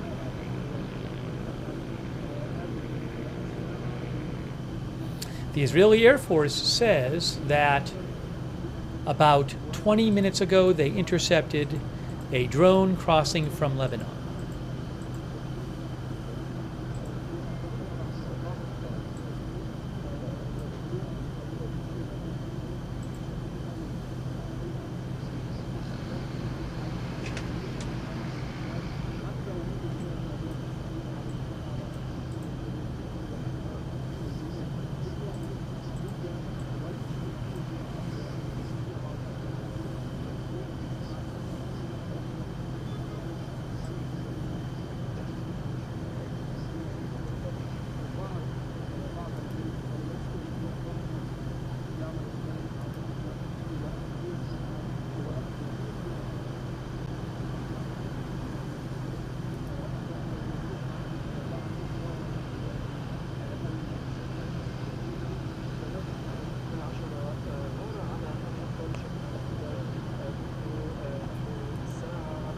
W. Bester mentioned that Yunus Tarawi posted a video that there's a video floating around that claims to be a video of Israeli soldiers blowing up homes in Gaza in revenge for the Amsterdam events. I cannot confirm the video. Looks like an area where there's a lot of destruction anyway. I can't, what can I say? Is it a legit video? Is it from today? What exactly is going on? I can't tell you. I can't tell you. I don't know.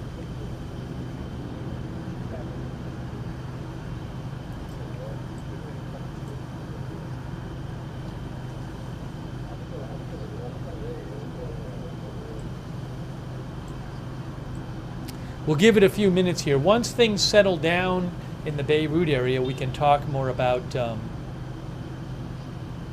Amsterdam.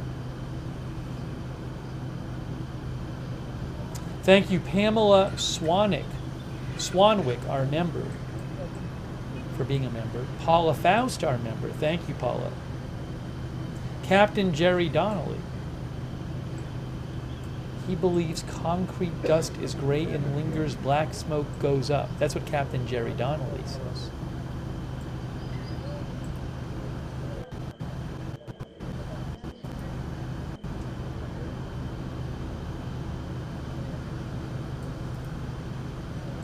Lugnut Entertainment is watching from Chile.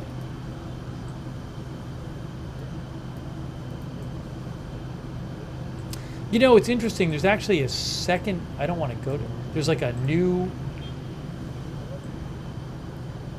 camera I haven't seen on AFP from Beirut. I'll keep an eye on that camera.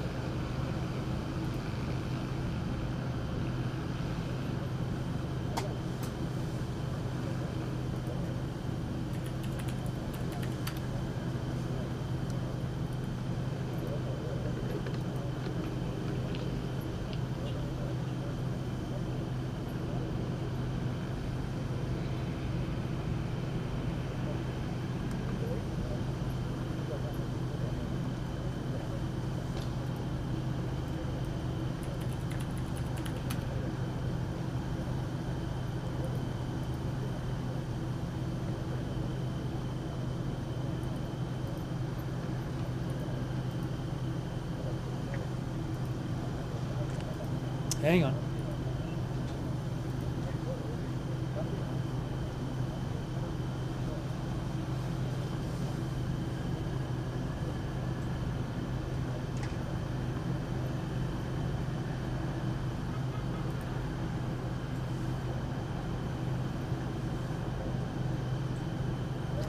Is there, I can't see if something is burning there. It looks like there's just like a light.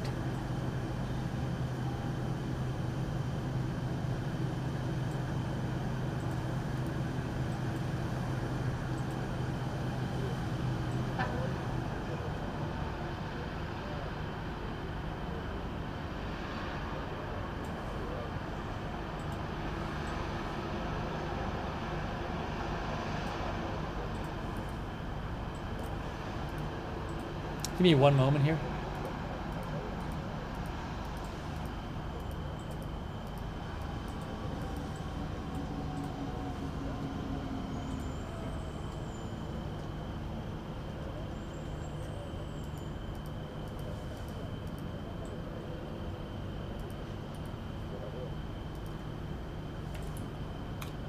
I actually have a video about what happened in Amsterdam that I'll show you in a little bit too.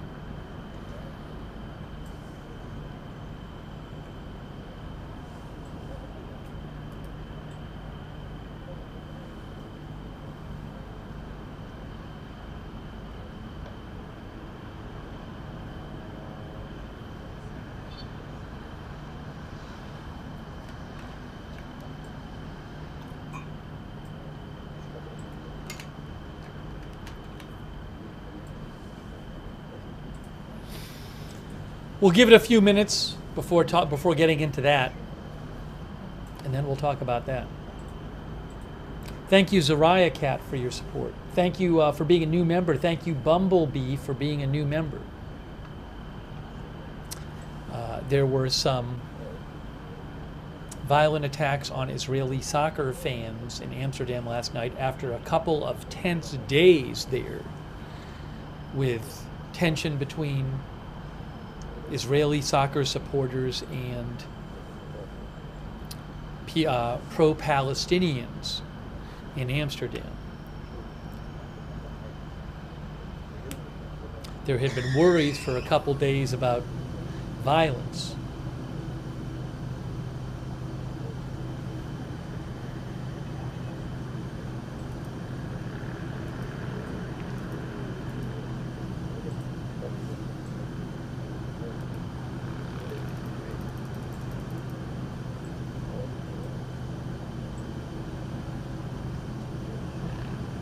Roy Case says Israeli reporter says there have been some explosions in the Safira area in the suburbs of Aleppo in northern Syria, an area where defense factories are located, an area that Israel has attacked before.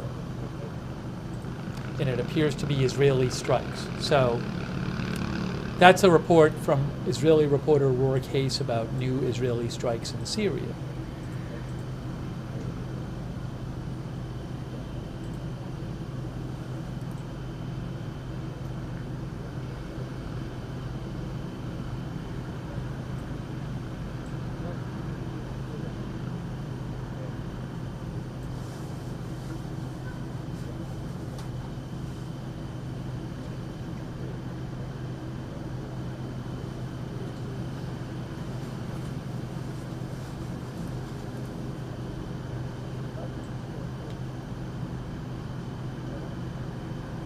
Hang on a second here.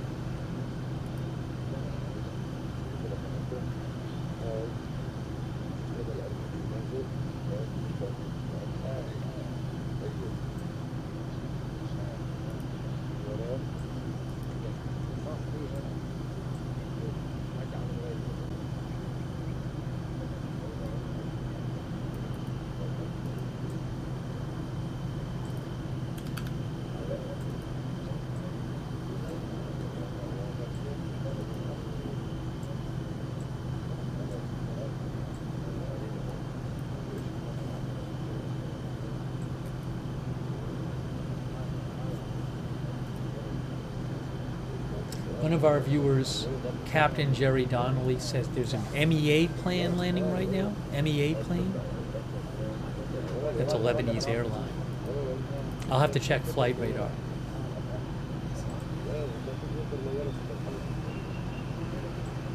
I don't, oh yeah, Flight Radar 24 says there's a flight coming in from Dubai to Beirut. You may see it on one of these cameras.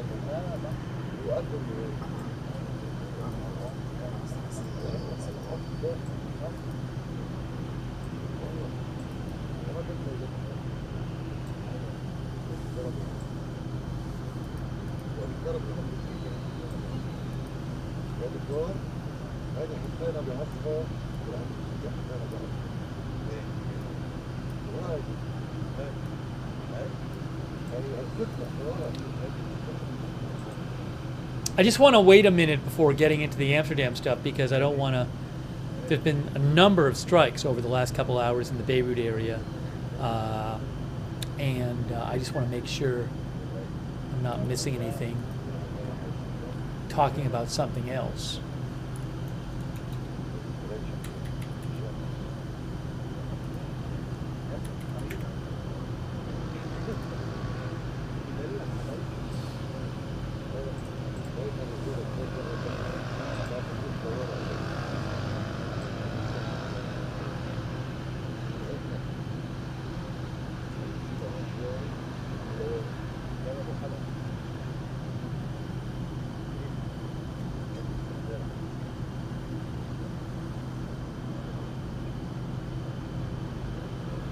Yes, there were evacuation warnings posted about these airstrikes about 2.5 hours ago.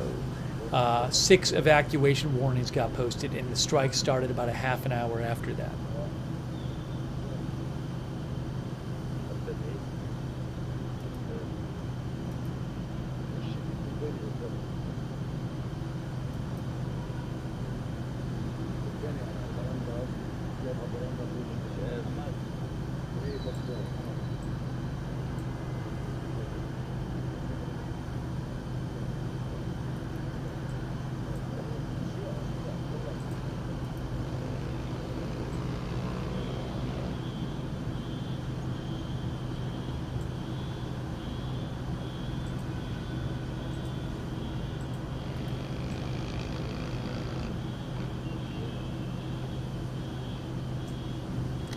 Maybe I'll start mentioning some of the Amsterdam stuff, but I'm going to keep this stuff on the screen here because I don't want to miss what's going on there.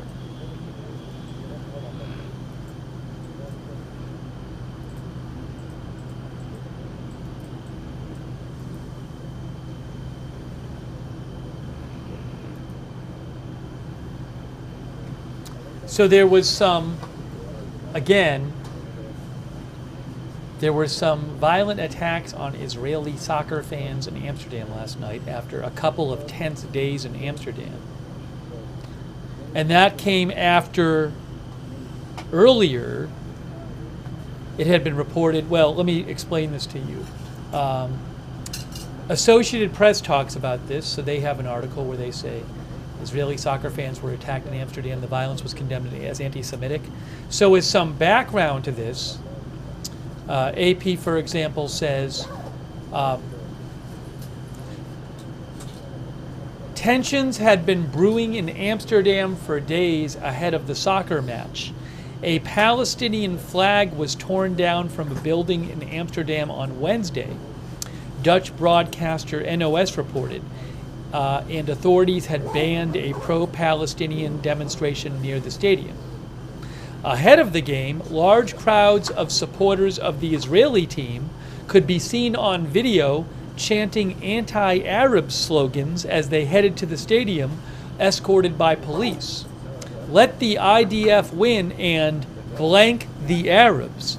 They didn't really say blank, they said another word beginning with F, according to reports I've seen. Let the IDF win and blank the Arabs, the fans chanted, using the acronym of the Israeli military as they shook their fists. It also showed police, videos also showed police pushing several pro-Palestinian protesters away from an Israeli fan gathering in a square earlier in the day.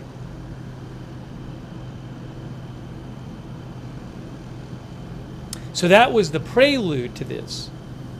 Then, after the game, says AP, Israeli fans were assaulted after a soccer game in Amsterdam by hordes of young people, apparently riled up by calls on social media to target Jewish people.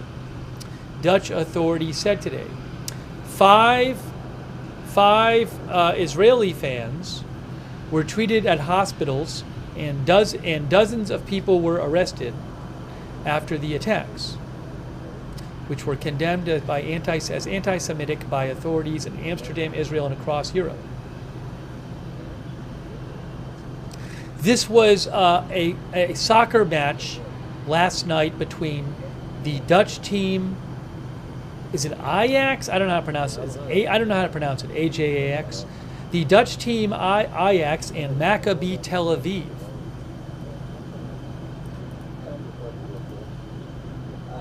Maccabi Tel Aviv is an Israeli professional soccer team from Tel Aviv.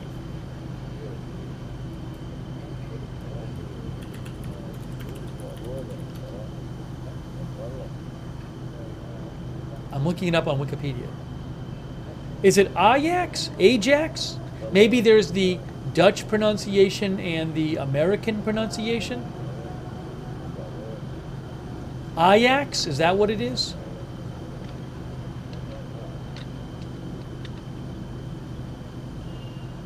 Ajax, people are saying in our chat. Okay, I'll go with that.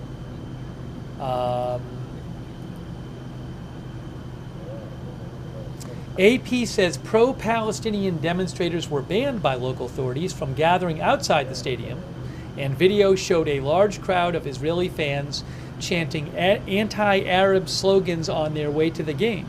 Afterward, youths on scooters and on foot crisscrossed the city in search of Israeli fans, punching and kicking them, and fleeing quickly to evade police, said the mayor of Amsterdam. Oh, there's the plane landing. You can see the plane landing right there. I think that might be that plane from Dubai.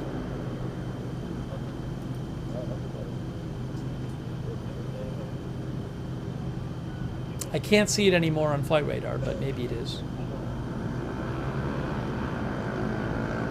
Oh, the plane, you know what? My camera's about, well, I think it's not. Yeah, I think we're all caught up. Yeah, it is.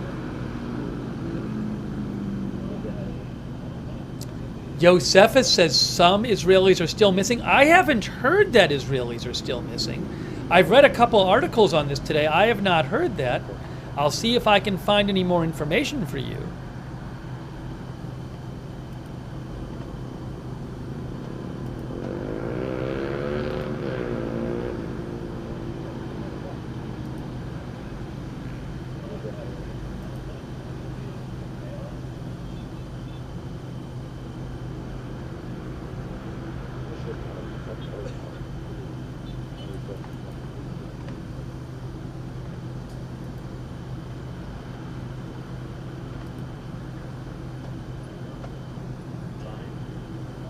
Yeah, the Jerusalem Post says all missing Israelis have now been accounted for. There's nobody missing. Literally, the Jerusalem Post reports all missing Israelis have now been accounted for.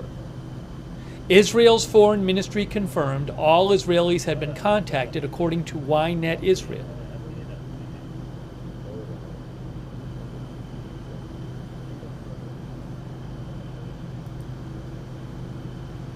I'll show you a video of it on a bit.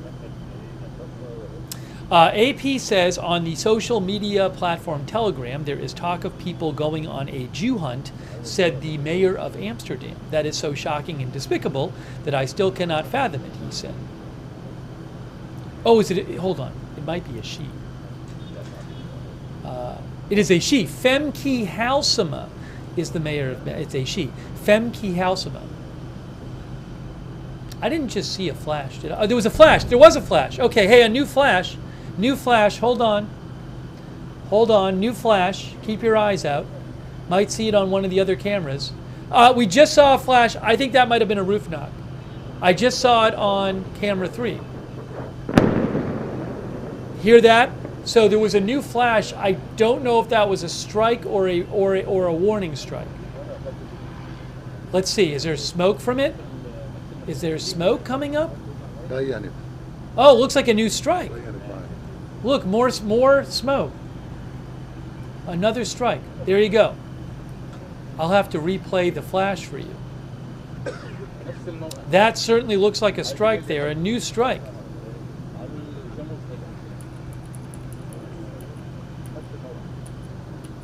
شباب المفروض تكون بينت معكم بالكادر. بدي فوت زوم عليها. طاوع عني لفوت زوم Oh, عليها. I can show you the flash on camera 3. That was a big flash on camera 3.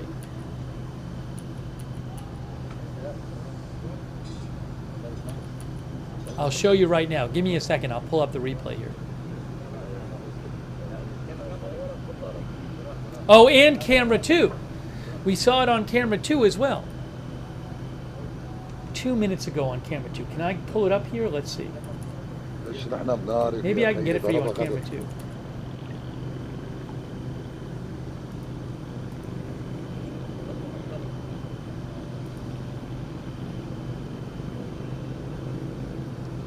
I can definitely pull it up on camera 3. Trying to find it on the replay of camera 2.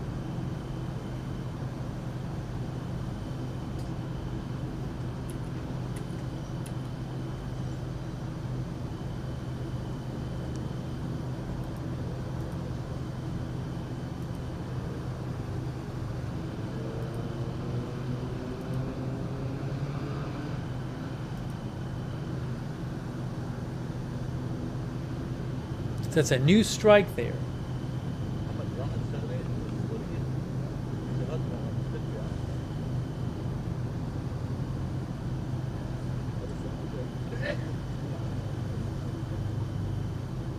واضحة المفروض عندكم بالكادر. هاي الزاوية أكثر شيء ممكن آخذها.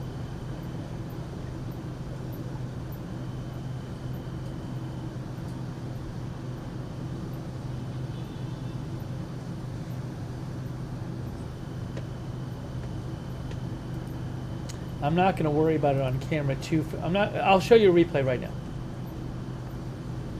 Here, check this out.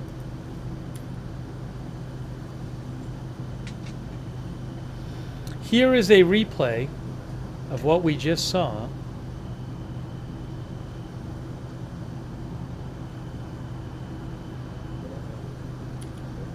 Where was it there? Watch camera 2. Right there. See camera 2? Watch the top of your screen there on the replay. There's camera 2. Boom. Big strike. And then we actually saw it on camera 3 as well. Watch view 3 now. There it is on 3.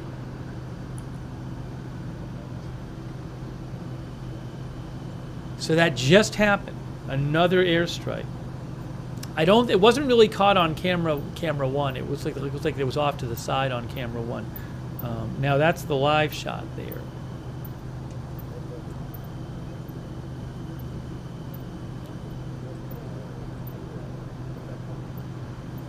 A lot of smoke coming up from the area now. You can see it on the screen. I want to take some comments from you guys about the Amsterdam situation, but that's what I was going to take some comments from you. This strike happened. By the way, thank you to OPR357 for your support. Thank you to ArcWolf 1991. Thanks so much, Nicholas Marsoci, for the gift memberships. Thanks also, Sparky.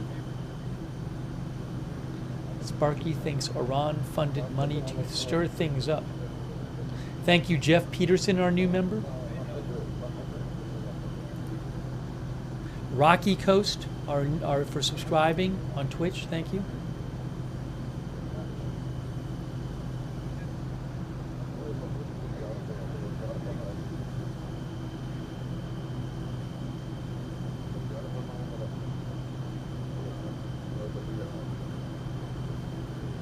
Long Range Hunter says, imagine going to watch a game between Ajax and Maccabi in Amsterdam and shouting anti-Arab slogans.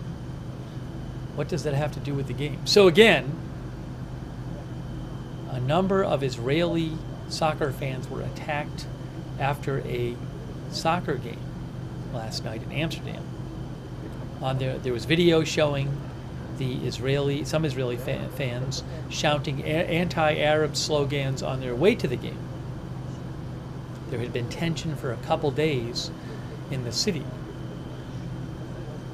The city was anticipating some violence would be possible.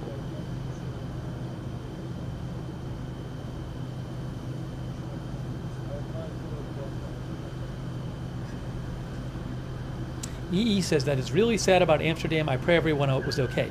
What I read a report in the New York Times that said there were 5 people hospitalized from their injuries and others with light injuries, and the people who had been hospitalized were all released from the hospital.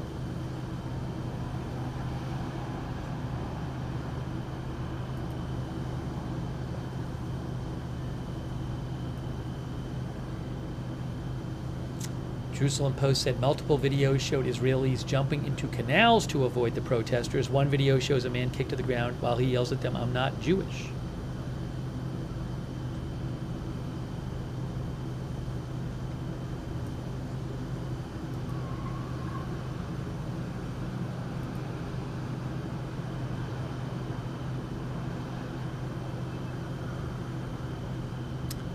Oh, hold on.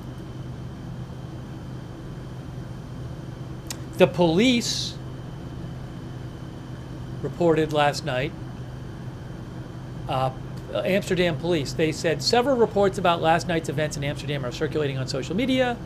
The police have launched a major investigation. 5 people were taken to the hospital and 62 were arrested. I believe 10 are still in custody.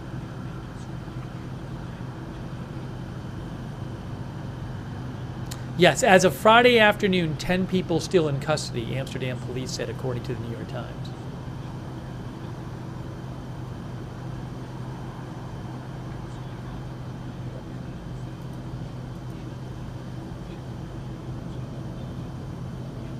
Authorities said AP says police had to escort some fans back to hotels.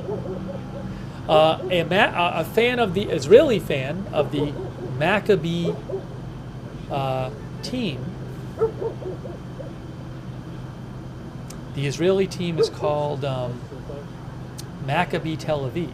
An Israeli fan told AP that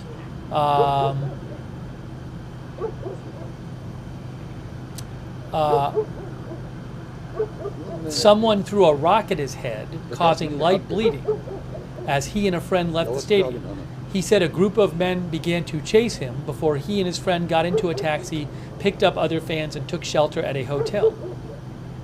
He said the police didn't come to help us. Another Israeli fan told AP that upon arriving back in Israel, he would go back to Amsterdam for future matches. We are not afraid of anything. Ours is the people of Israel, he said. 5 people were treated at the hospital and released, while some 20 to 30 people suffered light injuries, police said. At least 62 suspects were arrested, with 10 still in custody. Prime Minister Netanyahu's office of Israel said he views the horrifying incident with the utmost gravity. He demanded that the Dutch government take vigorous and swift action against those involved.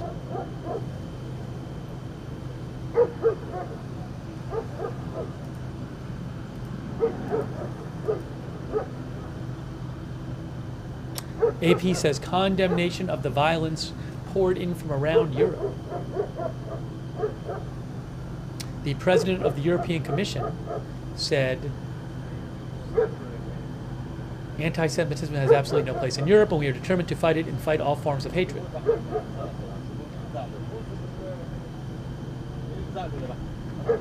The attacks, says AP, shattered Amsterdam's long-cherished view of itself as a beacon of tolerance and haven for persecuted religions. Issue with the AP feed there. Interesting. The attack shattered Amsterdam's long-cherished view of itself as a beacon of tolerance and a haven for persecuted religions, including Sephardic Jews from Portugal and Spain who fled to the city centuries ago, said AP.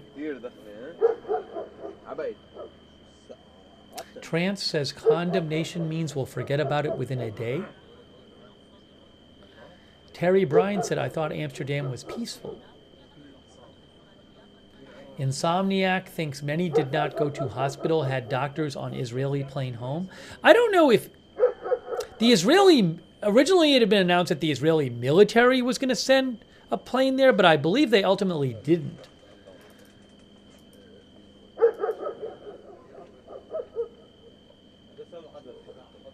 Yeah, Manny Fabian of Times of Israel reported last night that the Israeli government walked back on sending an IDF rescue mission to the Netherlands.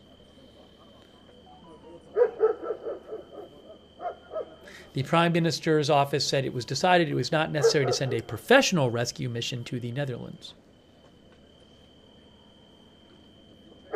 They said they were focusing efforts on civilian flights to bring Israelis back home. Why didn't police help? I can't speak to the police reaction. I know there was a heightened police presence in the city because there were violence. There was a worry that there would be violence. As to the specifics of after and where police were and should there have been more after and all that stuff and response times, that I don't have information on.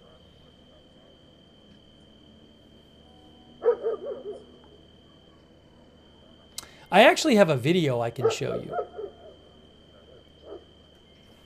Reuters has a story. Amsterdam bans protests after anti-Semitic squads attack Israeli soccer fans. Amsterdam bans demonstrations for 3 days from Friday after overnight attacks on Israeli soccer supporters by what the mayor called anti-Semitic hit-and-run squads. And Israel sent planes to the Netherlands to fly fans home. The mayor of Amsterdam said Maccabi Tel Aviv fans had been attacked, abused, and pelted with fireworks around the city, and riot police intervened to protect them and escort them to hotels. At least 5 people were treated in the hospital. Videos on social media showed riot police in action with some attackers shouting anti-Israel slurs.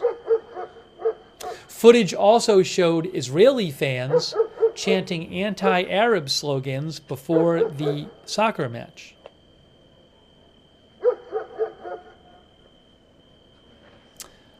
Reuters says anti-Semitic incidents have surged in the Netherlands since Israel launched its assault on Gaza after the attacks on Israel by Hamas last October. Amsterdam banned demonstrations through the weekend and gave police emergency stop and search powers in response to the unrest, which exposed deep anger over the Gaza-Israel conflict.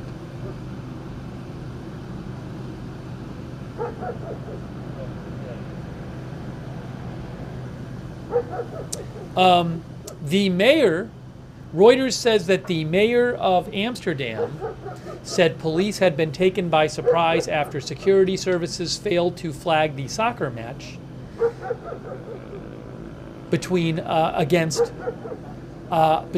this Israeli club and Ajax Amsterdam, traditionally identified as a Jewish club, as high risk. So again, Mayor Halsema said police had been taken surprise after security services failed to flag the match as high risk. Now, I do know there was a heightened police presence in the area.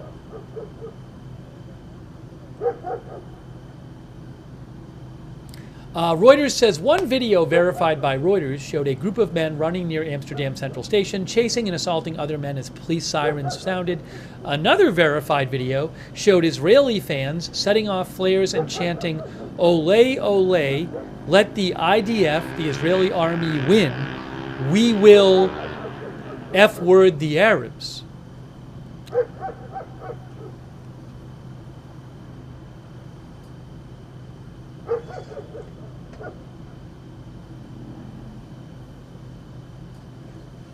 The Israeli embassy said On the eve of Kristallnacht, when Jews in Nazi Germany face brutal attacks, it is horrifying to witness anti-Semitic violence on the streets of Europe once again.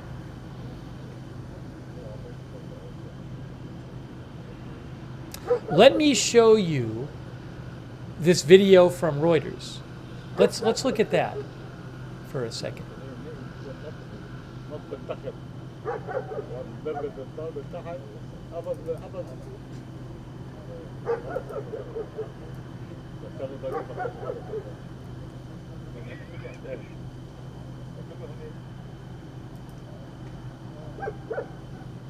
Hang on a second.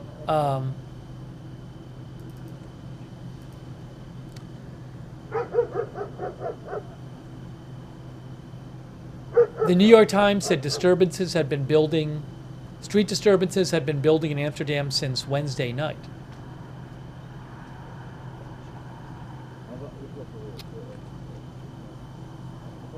The Dutch police, according to Dutch police, says the New York Times, the night before the game, Israeli fans had vandalized a taxi and burned a Palestinian flag. And as others have reported, the Times says before the game, video showed Israeli fans shouting an anti-Arab chant.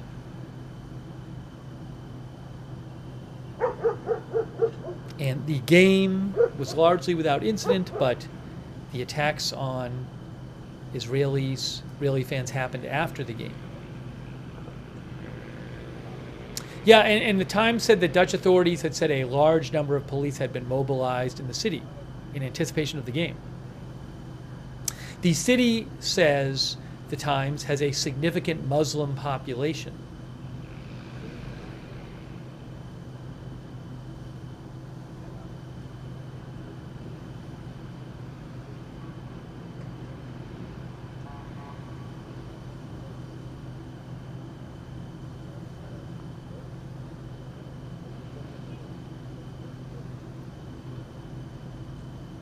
Let me show you something. Let's look at this Reuters video about what happened.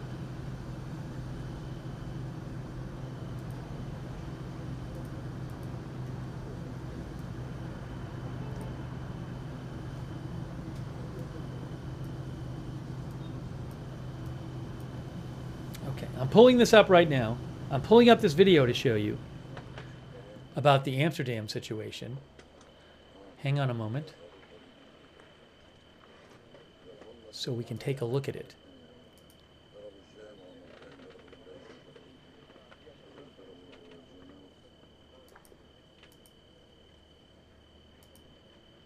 Okay, let's watch this report from Reuters. I may have to turn down the volume on the live cams because I want you to hear this. So for the moment, I'm going to temporarily turn down the volume on the live cams. All right, here we go. Here is the video from Reuters about what happened. Oh, let me just position it for you so you can see it better. We'll put it right there. Here it is. Let's watch this for a second.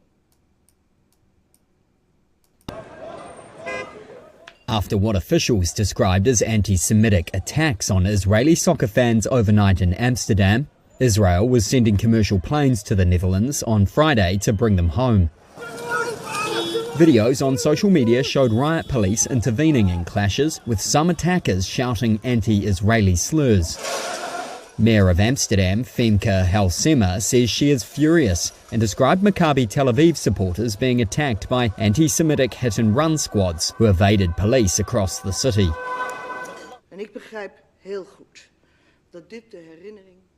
I understand very well that this brings back memories of violent riots, and that for this to happen in Amsterdam is unbearable and indigestible. Last night, not only our people were injured, our history, the history of our city, has been deeply damaged. Our Jewish life, our Jewish culture is under threat, and these are indispensable and inalienable part of our city. These fans saw the attacks unfold in Dam Square. They came really late. They came too late. They came when a lot of people were already hoarded, injured. Some of them probably go to a hospital. I don't know if the 100 show information if they go to hospitals, but no one can reach them. Police said 62 suspects were detained after the game as pro-Palestinian demonstrators tried to reach the Johan Cruyff Arena, even though the city had forbidden a protest there. Some footage also showed Maccabi Tel Aviv supporters chanting anti-Arab slogans before Thursday evening's match. Earlier in the day, hundreds of Maccabi fans gathered ahead of their match with Ajax Amsterdam, traditionally identified as a Jewish club. Many set off flares and chanted in the streets.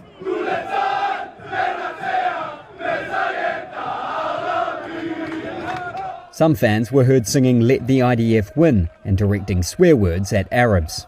Demonstrations have now been banned through the weekend, and police have been given emergency stop and search powers in response to the unrest.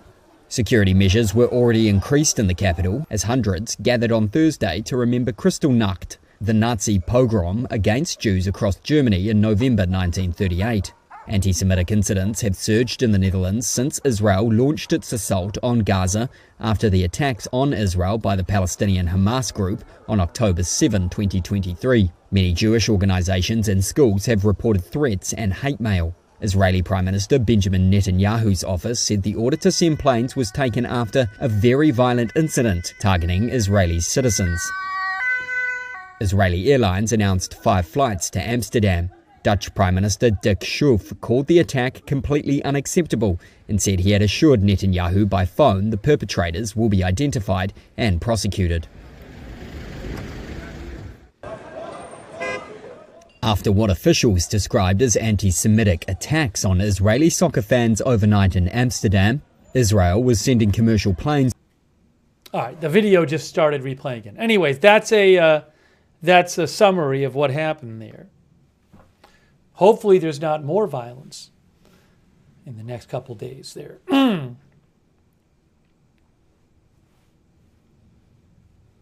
Let me turn the volume back on. Sorry.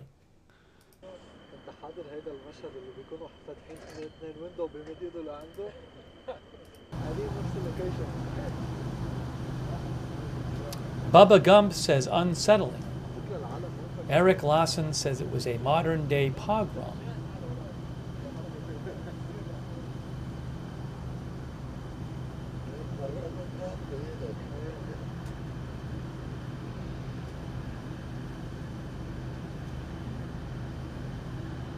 Nima Sevaninejad, if I pronounce that right.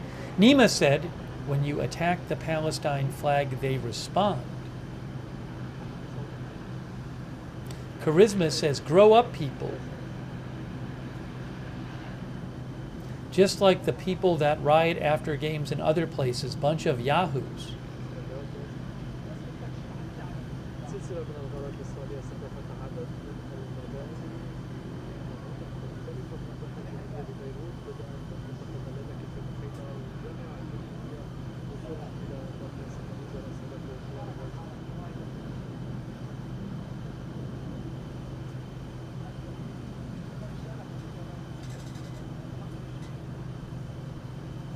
Head Crab says, will the planned game in France go on? Is there supposed to be another game in France? That I don't know. I can look up their schedule.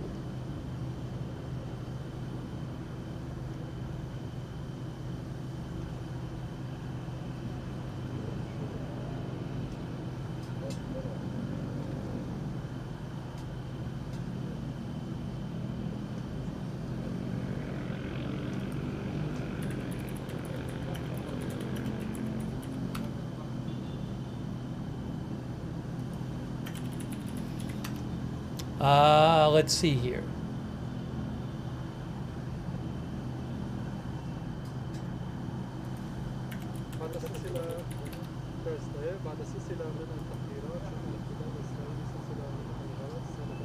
So yesterday, Europa League. They have a game on November 28th. That looks like a home game. Is it? I don't know.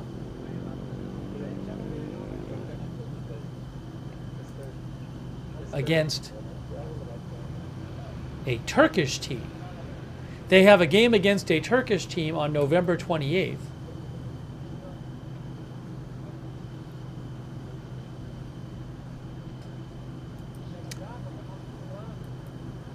Looks like it might be in Turkey. I'm not sure. They have these Europa League matches.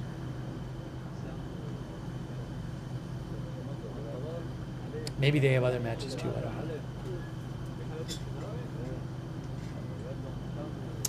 know. Thank you, Nico. Is there any indication Iran will attack soon or that Israel will strike preemptively? No idea.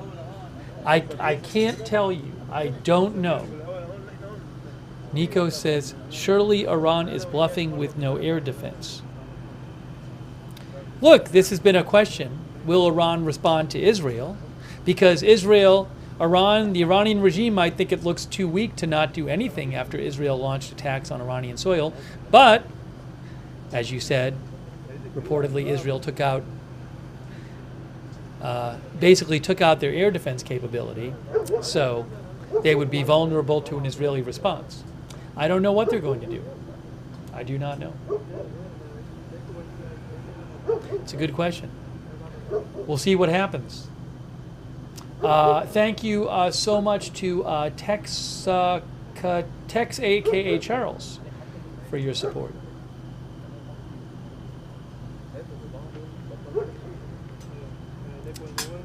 Robert D said next game for that Israeli team is against the Turkish team. Yeah, I mean, I looked up the schedule online. It suggests that.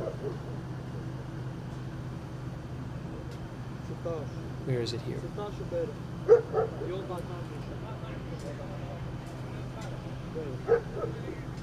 It said their next game is on November 10th, but that's in Israel, I believe.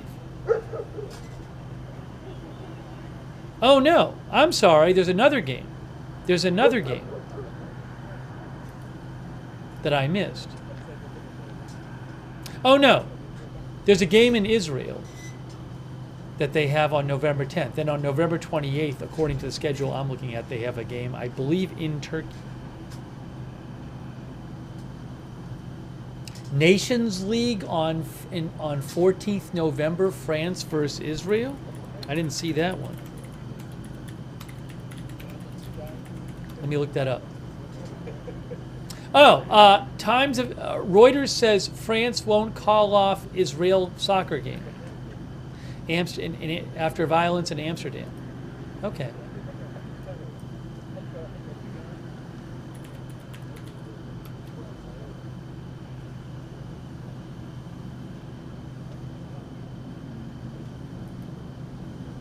Yeah, Reuters is reporting that France will not change the plan to host the game against Israel next week, said the Interior Minister.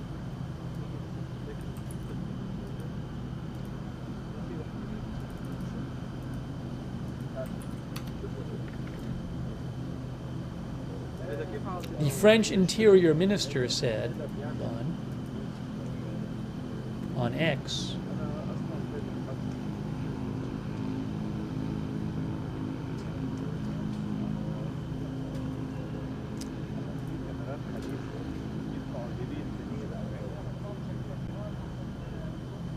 that the France-Israel match will take place at the Stade de France, which I'm pronouncing wrong, I'm sure.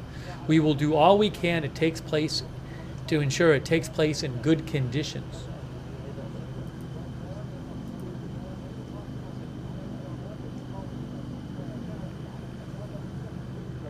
Oh, they're playing. I should look up where the Turkey game is. One of our viewers said it's in another country.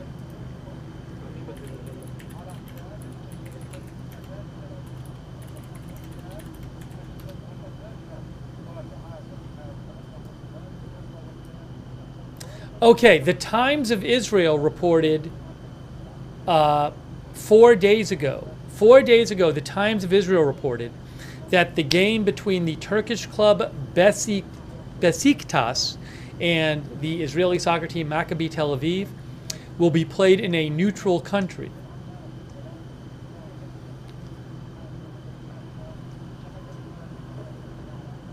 They say the game was considered high risk with the Turkish President Erdogan having stepped up his verbal attacks on Israeli leaders. So I guess that's going to be in a neutral country, that game. مرحبا مروان. بعد سلسلة من التحذيرات والتهديدات التي أطلقها جيش الاحتلال الإسرائيلي خلال ساعات متأخرة من ليل أمس شن الطيران الحربي أيضا. Thank you to our member, new member Allison Peroshin. Thank you, Allison. Old Cat Lady says that makes sense. 13 غارة على الأقل استهدفت مناطق حرم الحريق. Hal says pronounced Besiktas. إضافة إلى مبنيين سكنيين في منطقة قريبة من الجامعة اللبنانية في منطقة الليلكي حي الجامعة، ومبنى سكني في منطقة المريجة الليلكي، يعني بطبيعة الأحوال الأحياء متداخلة جدا في الناحية الجنوبية لبيروت. وغارة إسرائيلية واعتداء إسرائيلي آخر استهدف منطقة حي الأمريكان بالقرب من قاروت مول. عقب هذه الغارات والاعتداءات الإسرائيلية تصاعدت أعمدة الدخان من الأماكن التي تعرضت لهذه الغارات. حب الدخان الأسود غطى سماء المنطقة وسط وعلى عروض المنطقة حاول أن يستطيع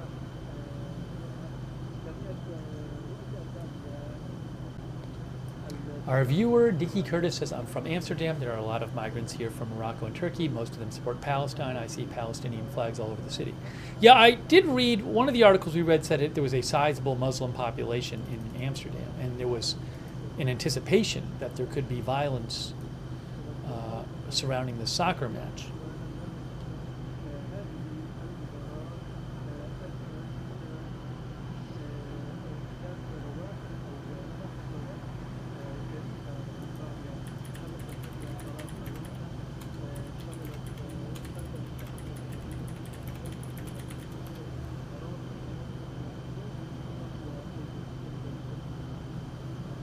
Wikipedia says, for example, an estimated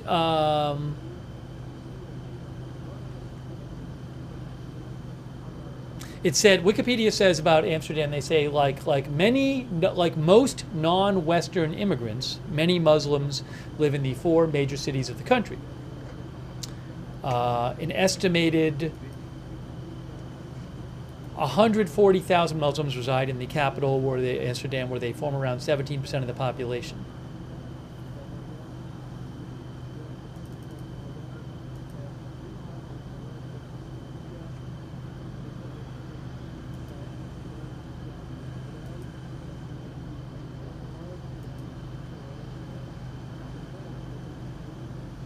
Murph says, what about Iran's Zubin air defense system that can move around 360 degrees?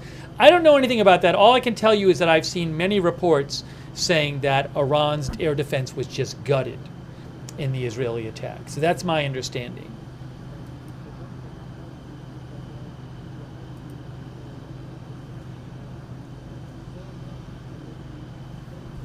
Our viewer Ariel believes the Amsterdam attack was coordinated a few days in advance on social networks and WhatsApp.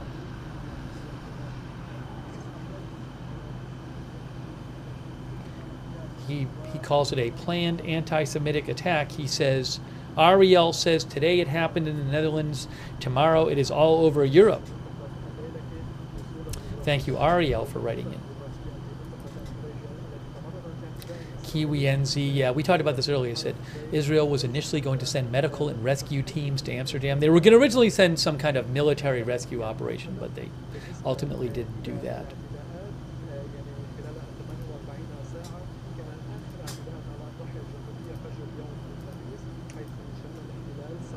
Bob says things have been brewing for a while locally.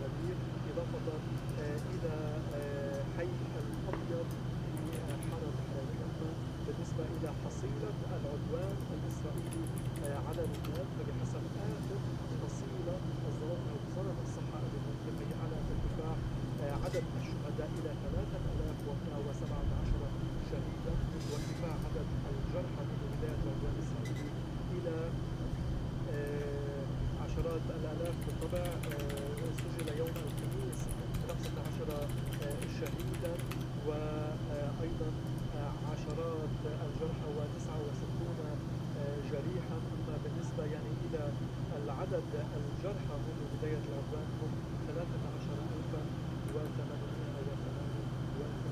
جريحا منذ بداية العدوان على Yeah, then the game, as one of our viewers said, rude, that the game next week in France is France versus Israel in the Nations League. That's November 14th. Hopefully there won't be unrest there during that game. That's next week. I'm sure there'll be a lot of, well, even more security now there, I would think.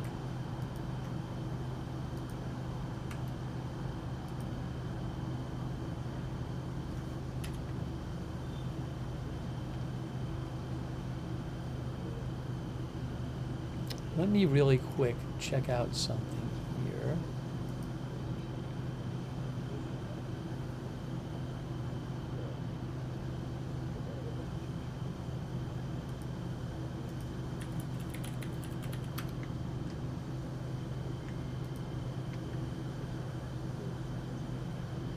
Hold on a moment. Hold on a moment.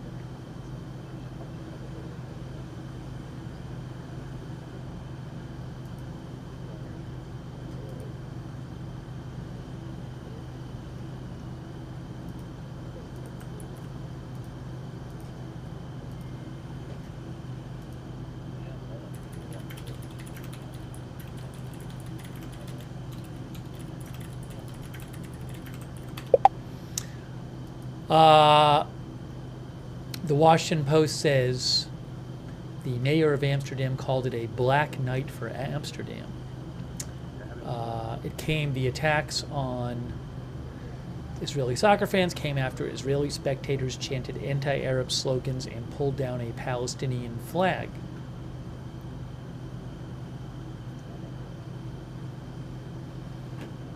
Mobs of assailants, including men on scooters, chased Israeli soccer fans through the streets of Amsterdam after a soccer match last night.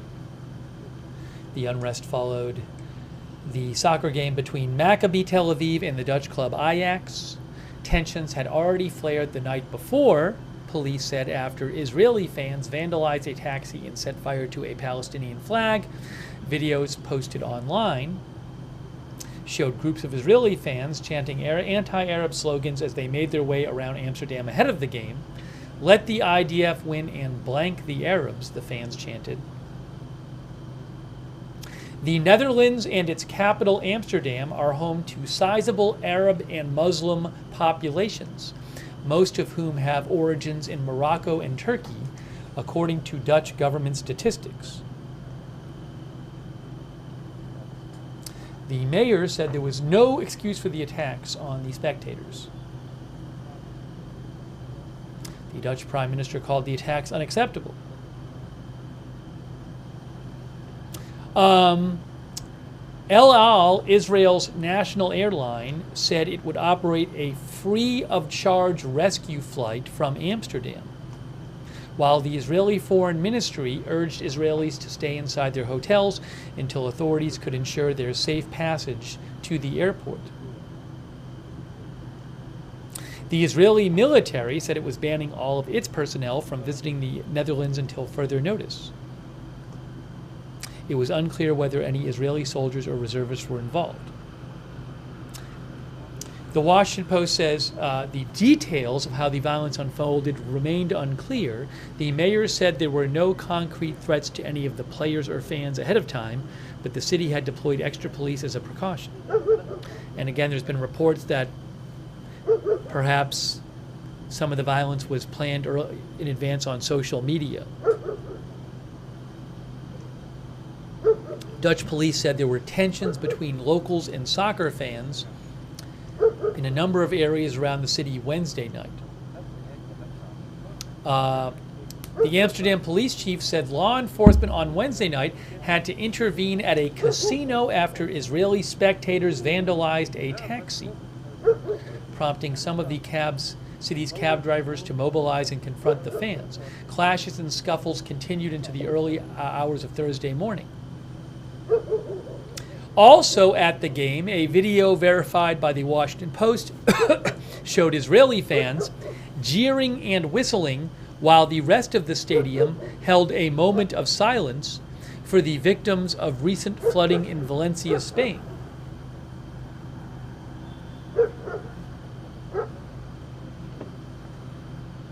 The Israeli embassy shared clips showing men being beaten in the street in a car ramming into a person.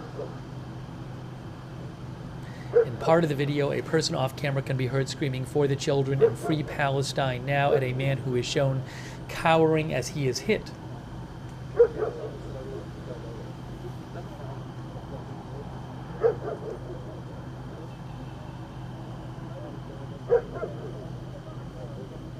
I didn't know this. Since the war started, Israeli teams have played most of their home games in Hungary, says the Washington Post. Belgium declined to host an Israeli match in September, saying the dramatic situation in Gaza could provoke demonstrations that could compromise the security of fans and residents. That's interesting. France on Friday said it would continue with plans to host a National League game against Israel next week. The French Interior Minister said if France did not host the match, it would be giving into anti-Semitism.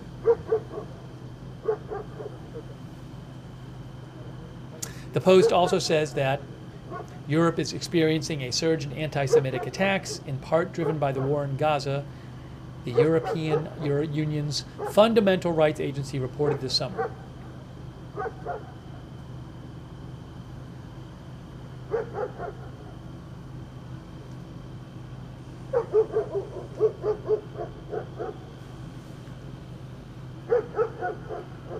JVD says, I am angry and ashamed as a Dutchman. Appletree says, Amsterdam is very diverse.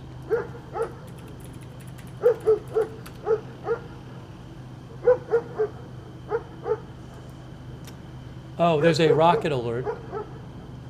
I'll mention the rocket alert. It is in... There is a rocket alert in the Golan Heights. Oh, it's actually it looks like a drone alert. It's a drone alert in the Golan Heights. Here is our SOFAR red alert map. It's a hostile aircraft intrusion. Drone alert in the Golan Heights. I'll post a link to this map. It's a good rocket alert, drone alert map. Let you know what we hear about that.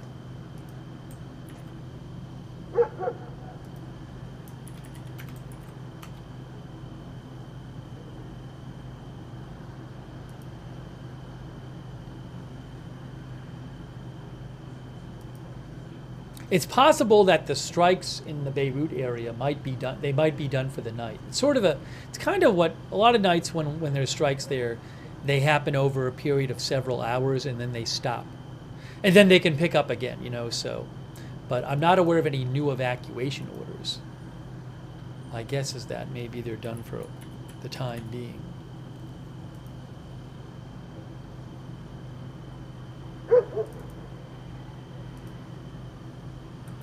Our viewer, Chrissy, says, I'm a Dutch woman who is in the area. She said she helped, it sounds like she helped people who had been attacked. Thank you, Chrissy, for writing in.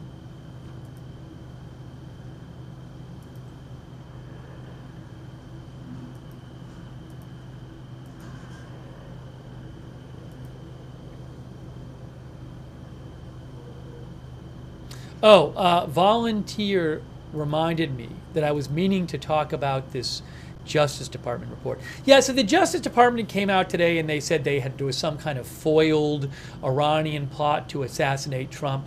And the articles I read about it, it didn't really seem like this was a very advanced plot, but I'll give you some details on that.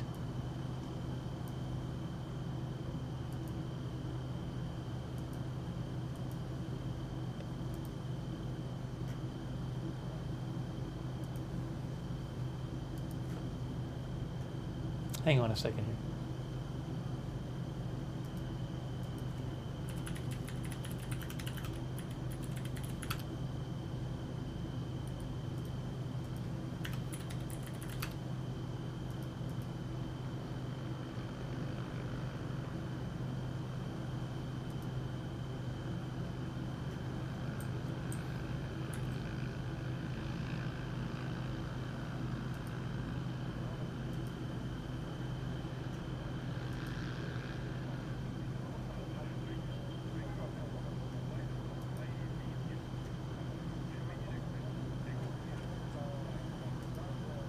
Yeah, you can see this right here. Justice Department announces murder for hire and related charges against Iranian Revolutionary Guard asset and 2 local operatives.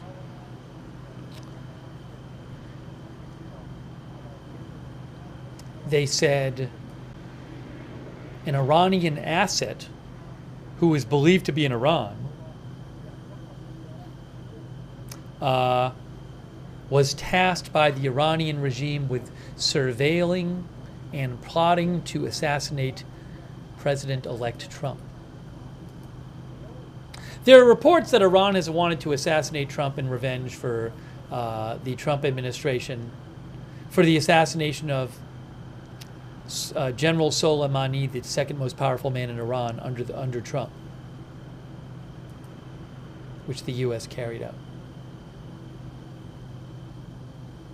Hang on, let me just find something here.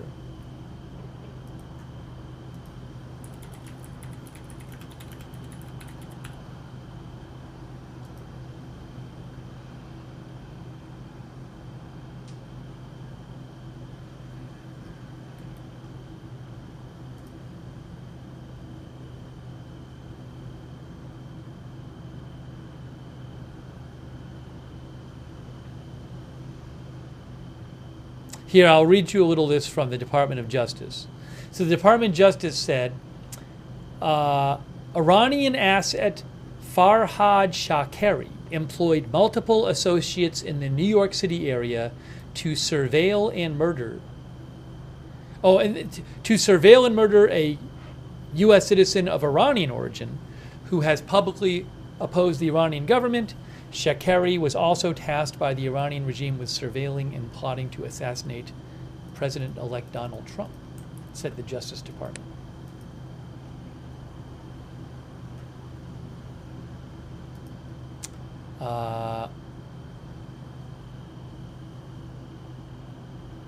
One person who was arrested was in Brooklyn, one person who was arrested was in Staten Island, but they were charged in a plot to murder a U.S. citizen of Iranian origin.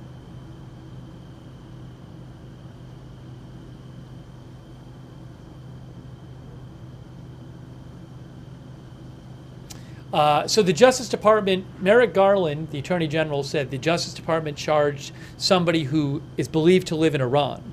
He said the Justice Department charged an asset of the Iranian regime who was tasked by the regime to direct a network of criminal associates to further Iran's assassination plots against its targets, including President-elect Donald Trump.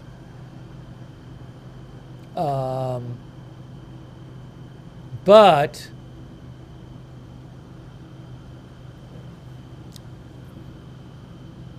let's see here. Where is this thing here?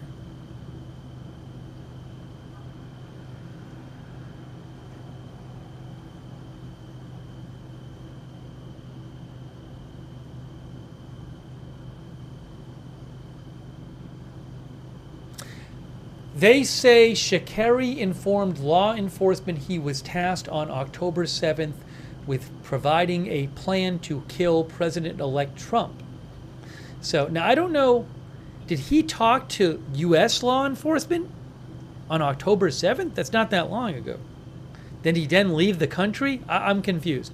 Anyways, the Justice Department said this Iranian they have charged, who's believed to be in Iran, so I'm guessing they won't ever get him in custody. This Iranian who they have charged, who they say does work for the Iranian government, they say that that guy told law enforcement that on October 7th, he was told by the Iranian government to provide a plan to kill Trump. He claimed during the interview that he did not intend to propose a plan to kill Trump within the time frame sent by the Iranian Revolutionary Guard. He said he was tasked with surveilling 2 Jewish American citizens residing in New York City. Blah, blah, blah, blah, blah. Yeah, so it doesn't seem like this plot to kill Trump was very advanced. They've charged a guy who currently is in Iran, they believe, who the guy told law enforcement that the Iranian Revolutionary Guard had told him like a month ago to come up with a plan to assassinate Trump, and he told law enforcement, I didn't do that and I'm not going to do it. Whether he did or didn't, I don't know. But that doesn't say, it's not like, just to be clear, from the press release, it doesn't sound like it was, you know, a very advanced plot at the time. I'm a little confused. I would have to read through the criminal. I'll post a link to the press release, and there's a criminal complaint which goes into detail, which I haven't looked at yet. But the press release I'll post in the chat, and you can read it. And it actually has a link to the criminal complaint. I just be careful, because sometimes these story gets reported, and the headline is "Assassination Plot Against Trump Foiled," and you think from the headline, oh, that it was just about to happen or something, you know. And the details I'm seeing so far suggest it wasn't a very advanced plot. Not that it's not something to worry about, it certainly is, but.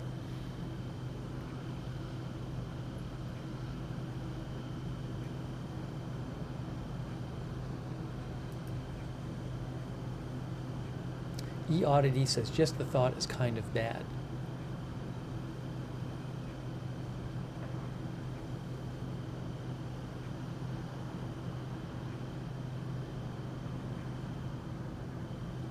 I was just seeing if it talked about it in this. It's a whole. There's a criminal complaint which is 26 pages long.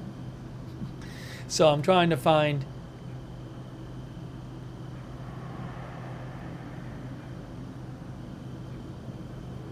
Hold on.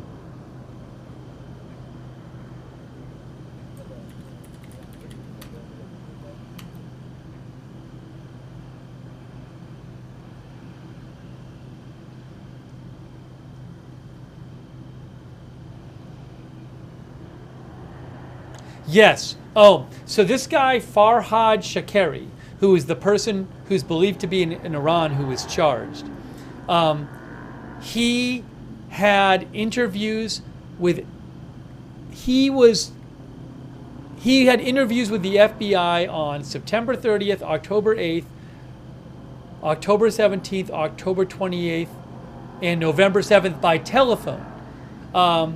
He formerly was in the U.S. He's now believed to be in Iran.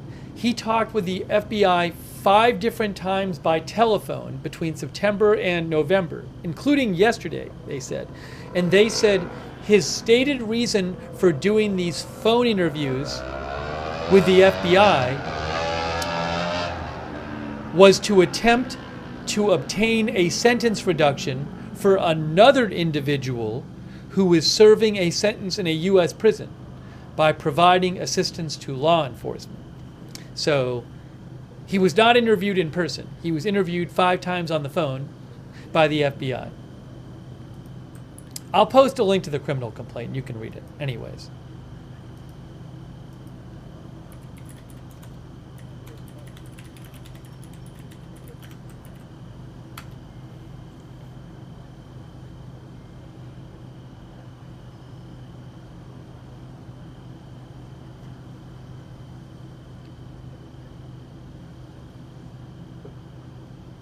Yeah, literally, that's the detail about the plot.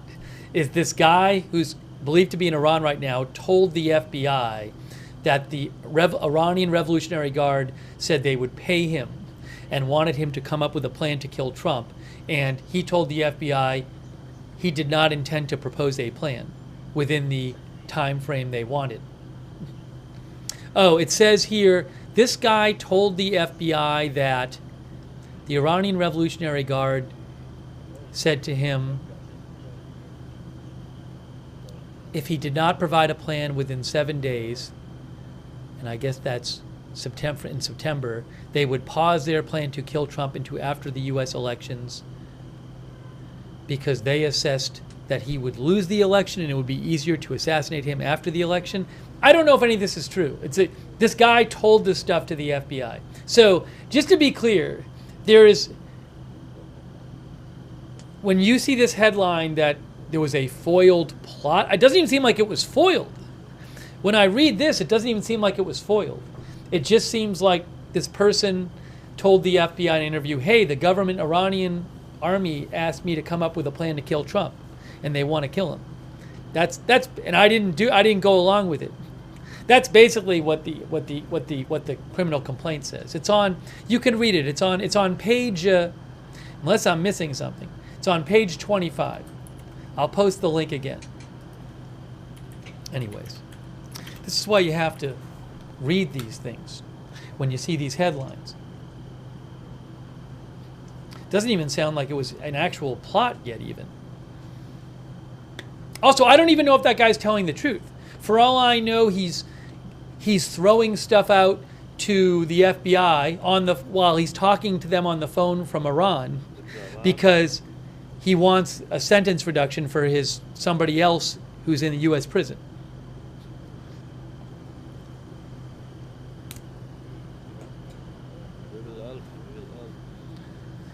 Fear God says it was foiled by not the FBI, but not by the FBI. Well, I don't even know if it's be right to say it was foiled. I don't look. It seems weird to me.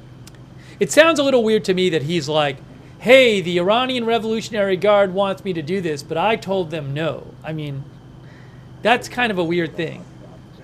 If you're in Iran and the Revolutionary Guard is telling you to do something, you just say no. So I don't even know if it happened, to be honest. Maybe it did. Look. I don't doubt that Iran would like to attack Trump, so that makes sense. So whether this actual thing happened, this guy said, I don't know. He's believed to be in Iran now. Palm Tree says it's a little fishy. Personal Munchie thinks the Iranian government wouldn't have let him live if he said no.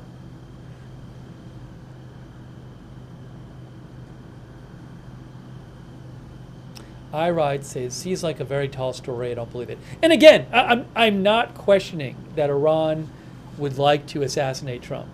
I'm guessing that the Iranian government has looked into this. So I'm not debating that. It's just this specific story, what can I say? I don't know. I haven't read the whole maybe there's some parts of the criminal complaint I missed. Just it's 26 pages long. I didn't read through the whole thing. That seemed to be the place to me where they talked about it.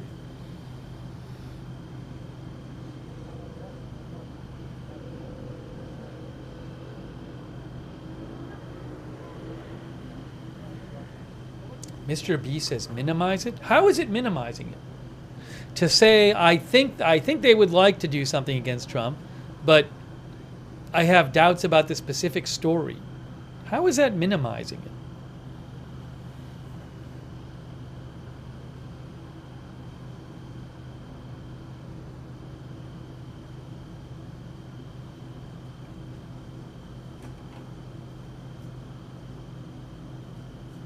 Space Fraggle says that is my take.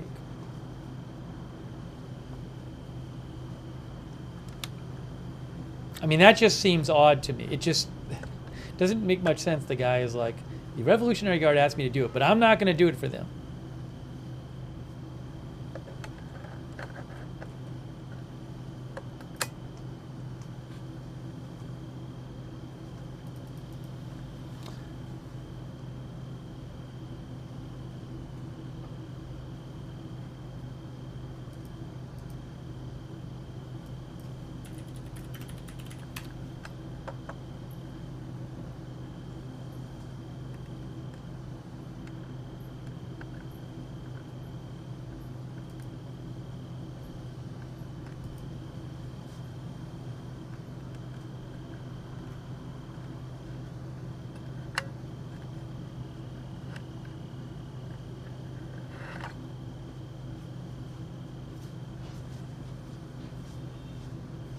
Oh, something else I wanted to mention. This is not about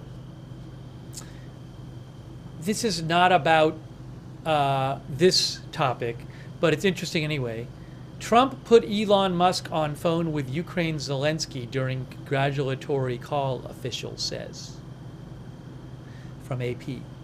President-elect Trump put billionaire Elon Musk on the line with Ukraine's President Zelensky when Zelensky called to congratulate the incoming president, according to a Ukrainian official with the direct knowledge of the phone call. This has been reported elsewhere, by the way. The person confirmed that Zelensky and Musk spoke during the call with Trump, but that Musk did not appear to be on the line for the entire conversation. Trump seemingly handed his phone over to Musk. And the Ukrainian president thanked the SpaceX owner for assisting his country with access to the Starlink satellite internet platform. The presence of Musk on the call highlights his influence in the president-elect's circle. Trump has mused that Musk could have a formal role in his administration that focuses on government efficiency, raising questions about potential conflicts of interest given SpaceX's lucrative government contracts. Trump's interactions with Zelensky are being closely watched as he prepares to take over the presidency on January 20th and has signaled a shift in Washington's steadfast support for Ukraine against Russia's nearly 3-year-old invasion. Trump has promised to swiftly end the war and suggested that Ukraine should agree to give up some territory to Moscow in return for peace, a condition Zelensky has rejected.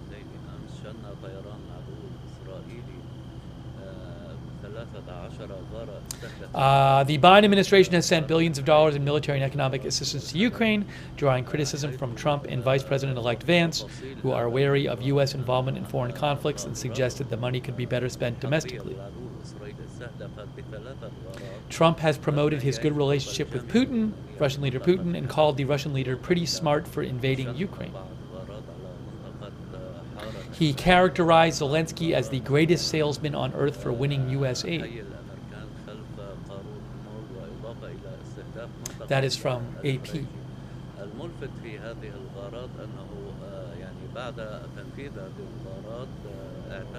Anyways, I wanted to mention that. Hey, thanks Kerry Poteet for the gift memberships. Oh, and I missed it. DJ and Pilsy mentioned something too that happened on camera 17 minutes ago. Thanks DJ and Pilsy for your support. Thanks Texas Jack for being a member. And thanks to Captain Jerry Donnelly for your support. What is this here?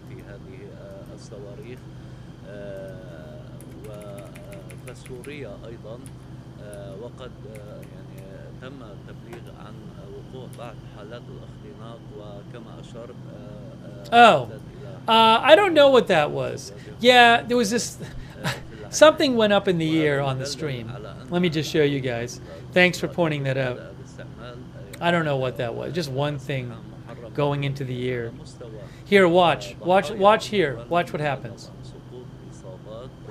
What's that thing? What is that thing that gets shot up in the air? I mean, it's not a rocket. I don't think it's a rocket. Although maybe it is. There was no rocket alert. There was no rocket alert that we heard of. I don't know what that is.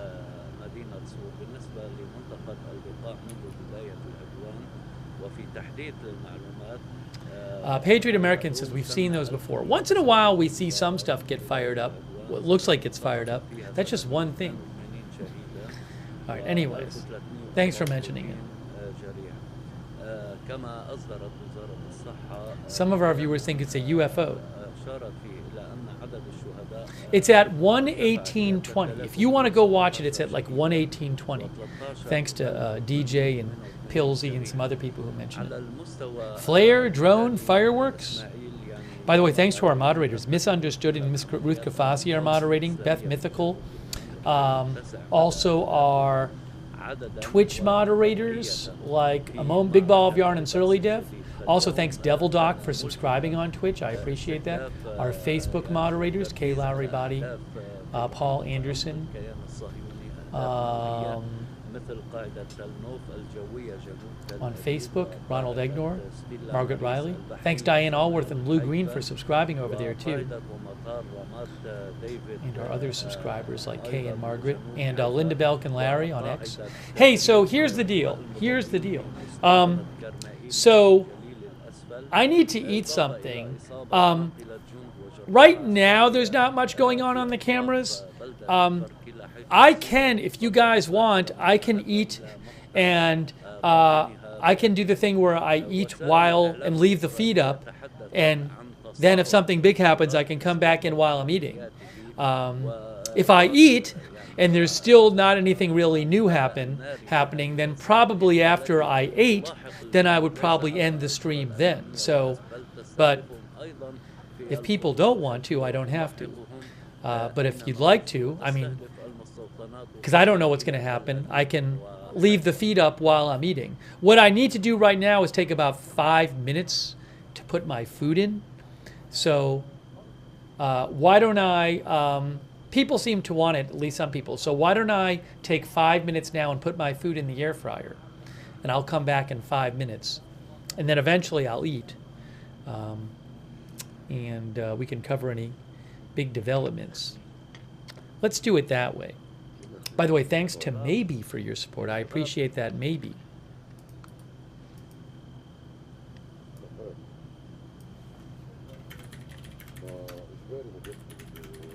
I'm going to take 5 minutes.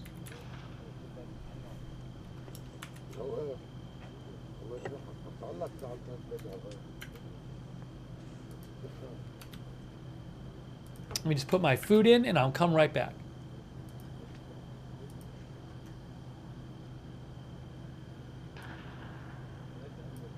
Steve will be back in 5 minutes.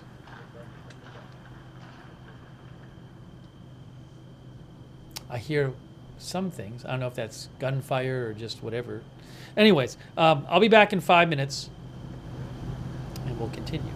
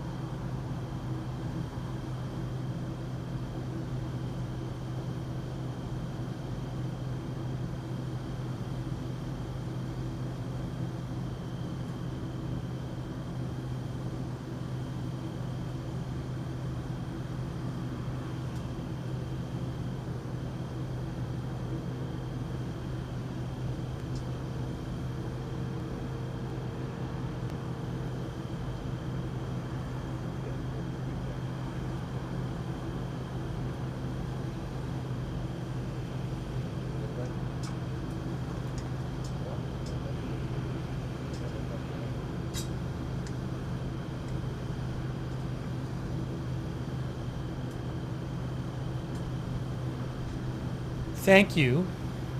So if you missed it, earlier we covered for a couple hours there were some intense strikes, some big airstrikes in the Beirut area, the southern suburbs of Beirut. So we covered that for a while. If you missed it, you can rewind and watch that. Just to give you an example of one such strike.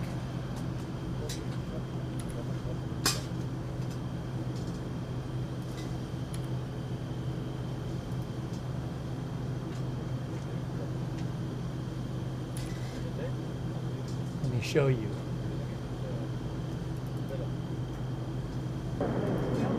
Were all 6 places that were warned hit, says Jojo I am? My guess is yes, because it's been several hours since the evacuation order, but I can't confirm that. Here is what happened early on, where there were 2 strikes, well, at least one strike and another explosion. There might have been 2 strikes or 1 strike and a secondary explosion, where a building collapsed. So let me show you this. Here.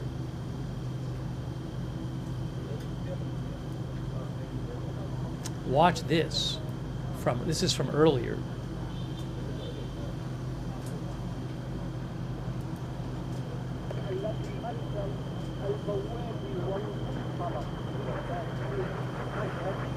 See the building go down? Then there's another explosion after this. Watch this.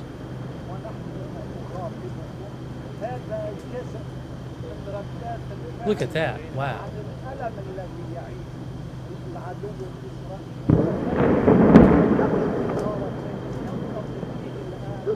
Now, in that first explosion, you can actually see the building go down. If you look at it, I'm going to show it a couple times to you, but watch the building go down. See the building? You can see the building. It's like a big building, and it just falls down.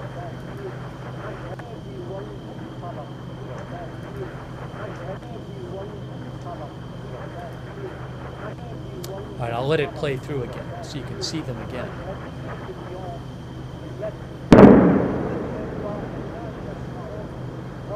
I hope, hopefully that was a warned building and people got out of the area. I don't know if this was a secondary or that was another strike. Might have been a second strike.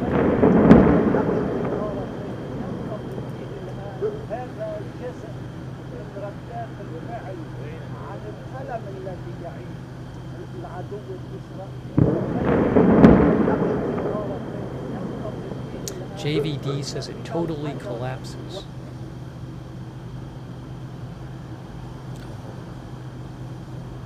So that's an example of what we saw earlier.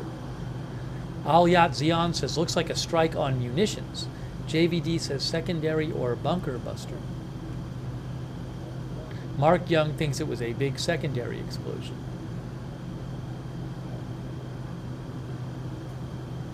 Give me just a moment here. Hold on. I'll come back in 20 seconds.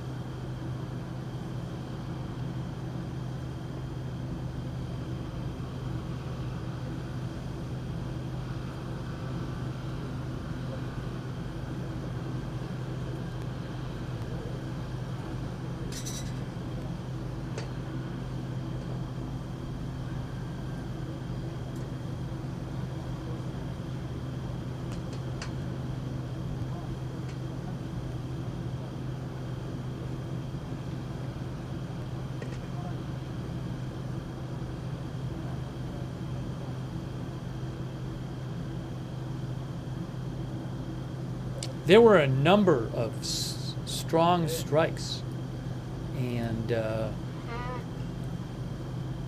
where's that other one?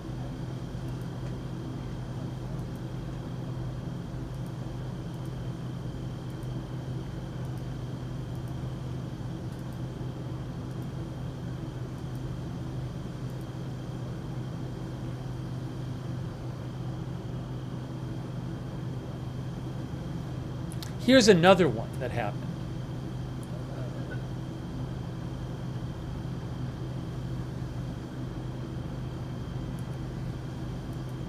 So this was a couple hours ago. If you look here, another replay, look up on camera 3 and you'll see it first on camera 3. See the big flash on camera 3? I'll show that again. And then you actually see it on camera 1. And it's off to the side a little bit. Big flash on camera 1, watch. And when it pans over, you'll see all the smoke coming up from it. Look at all the smoke coming up from that. So that looked like a pretty big strike.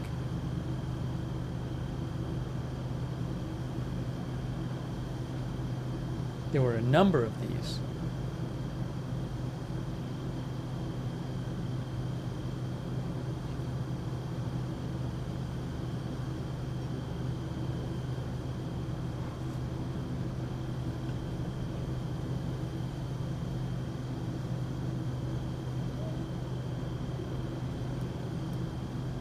Anyways, so, and there was actually where was that one that right before we came on the air there was one?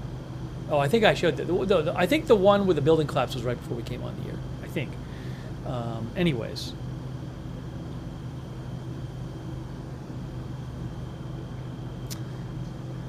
So this situation continues.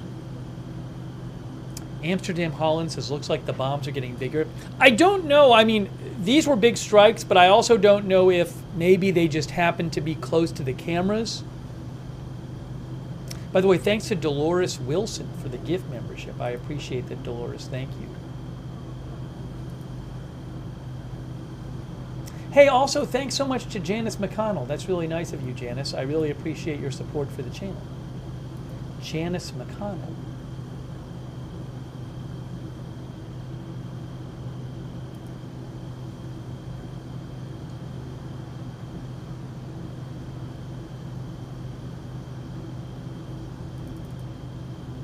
Let me check if I have any updates for you. In a couple of minutes, I'm going to eat my food.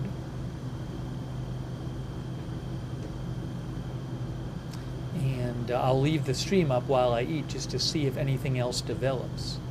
If you missed it, we also, a little while ago, spent a bunch of time covering the violence against Israeli soccer fans in Amsterdam last night after a couple days of tension there. So you can go back and watch our coverage of that. We did a bunch of coverage on it just in this stream, but a little while ago.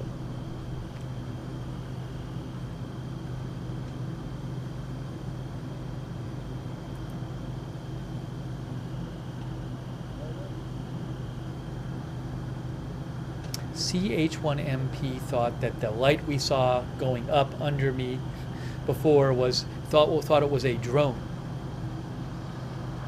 going up in the air.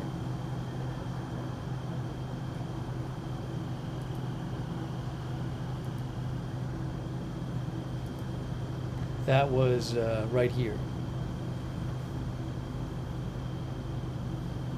This thing here. I don't know what it is. Right under me.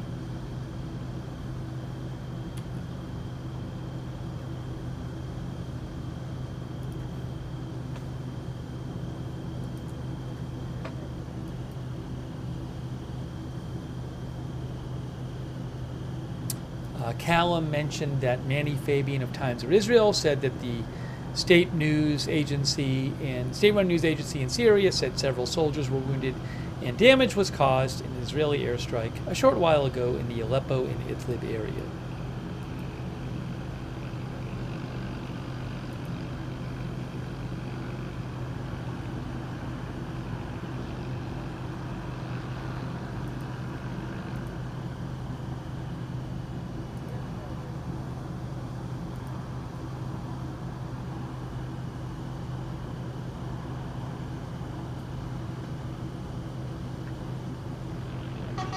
Secretary of State Blinken of the U.S. said there is no place in our world for anti-Semitic attacks like those against Israeli soccer fans in Amsterdam yesterday.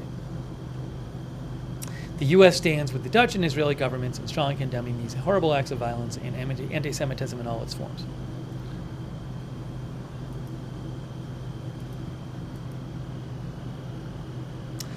Give me about 15, 20 seconds again. Hold on.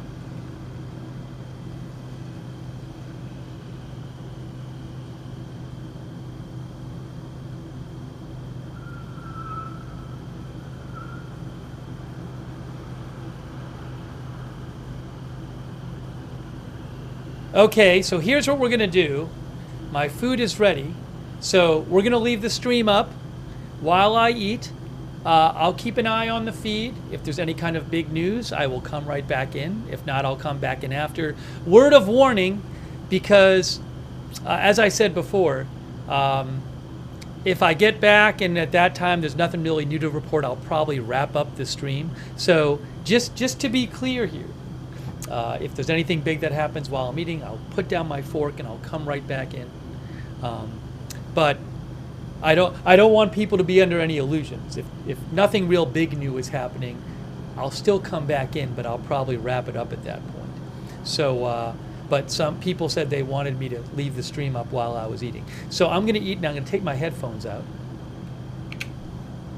Then I'm going to go eat. And you guys can hang out in the chat. Oops, hold on a second. Let me get back here. You guys can you can hang out in the chat. Thanks so much to our moderators for being here again. Really appreciate it, moderators. Watch what's going on. Hang out in the chat. I will come back in after I eat, and we'll see if anything big and new is happening then. But feel free to watch and talk while I'm eating. Oops. Let me just real quick put on the screen here.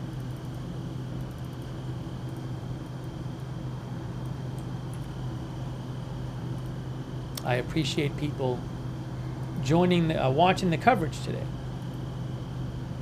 Thank you for being here. Okay, here we go. So allow me to go eat. I'm going to eat now. And I'll be back after. Oh, thanks, by the way, to, again, all of our moderators. Really appreciate you being here. And I will be back after I eat. Okay? All right, I'll see you in a little bit.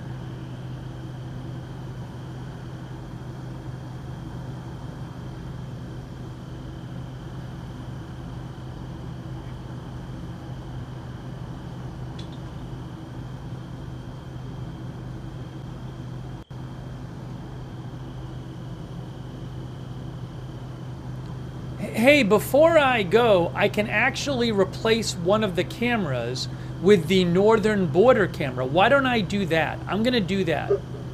I'm going to replace Beirut View 3, and I'll make this the northern border camera on the east.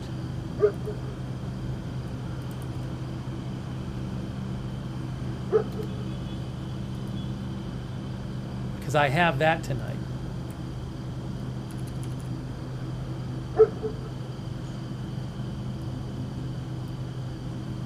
There.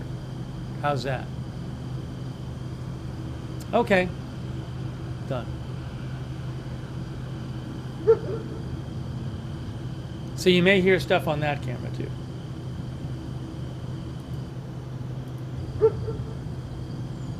All right, I'll be back in a bit.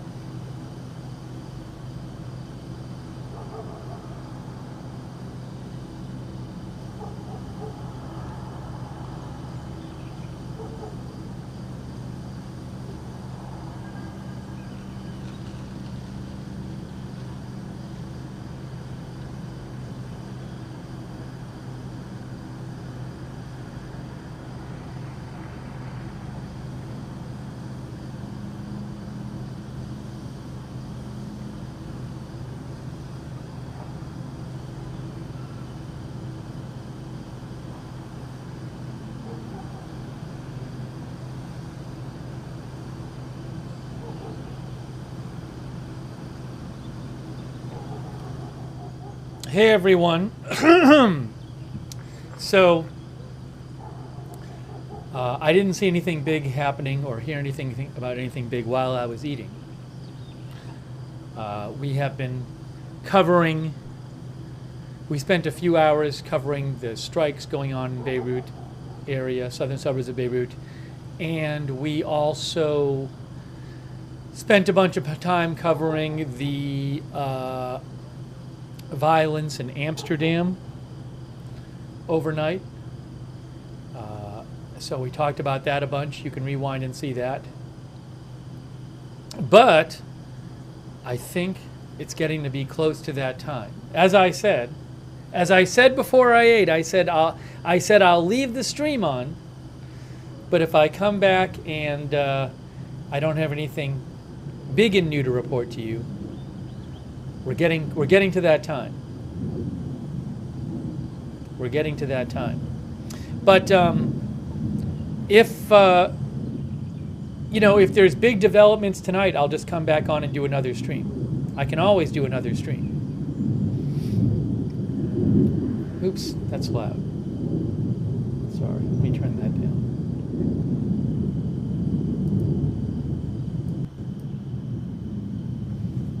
Yeah, so anyways, I'll keep an eye on what's going on, and we will have more coverage of more news as it develops. But I appreciate you guys being here for the stream. Thank you for being here. And certainly more news coming up. And I also appreciate you guys sending me news tips and letting me read your comments on the air. But there will surely be more developments coming up in the Middle East and all other kinds of news.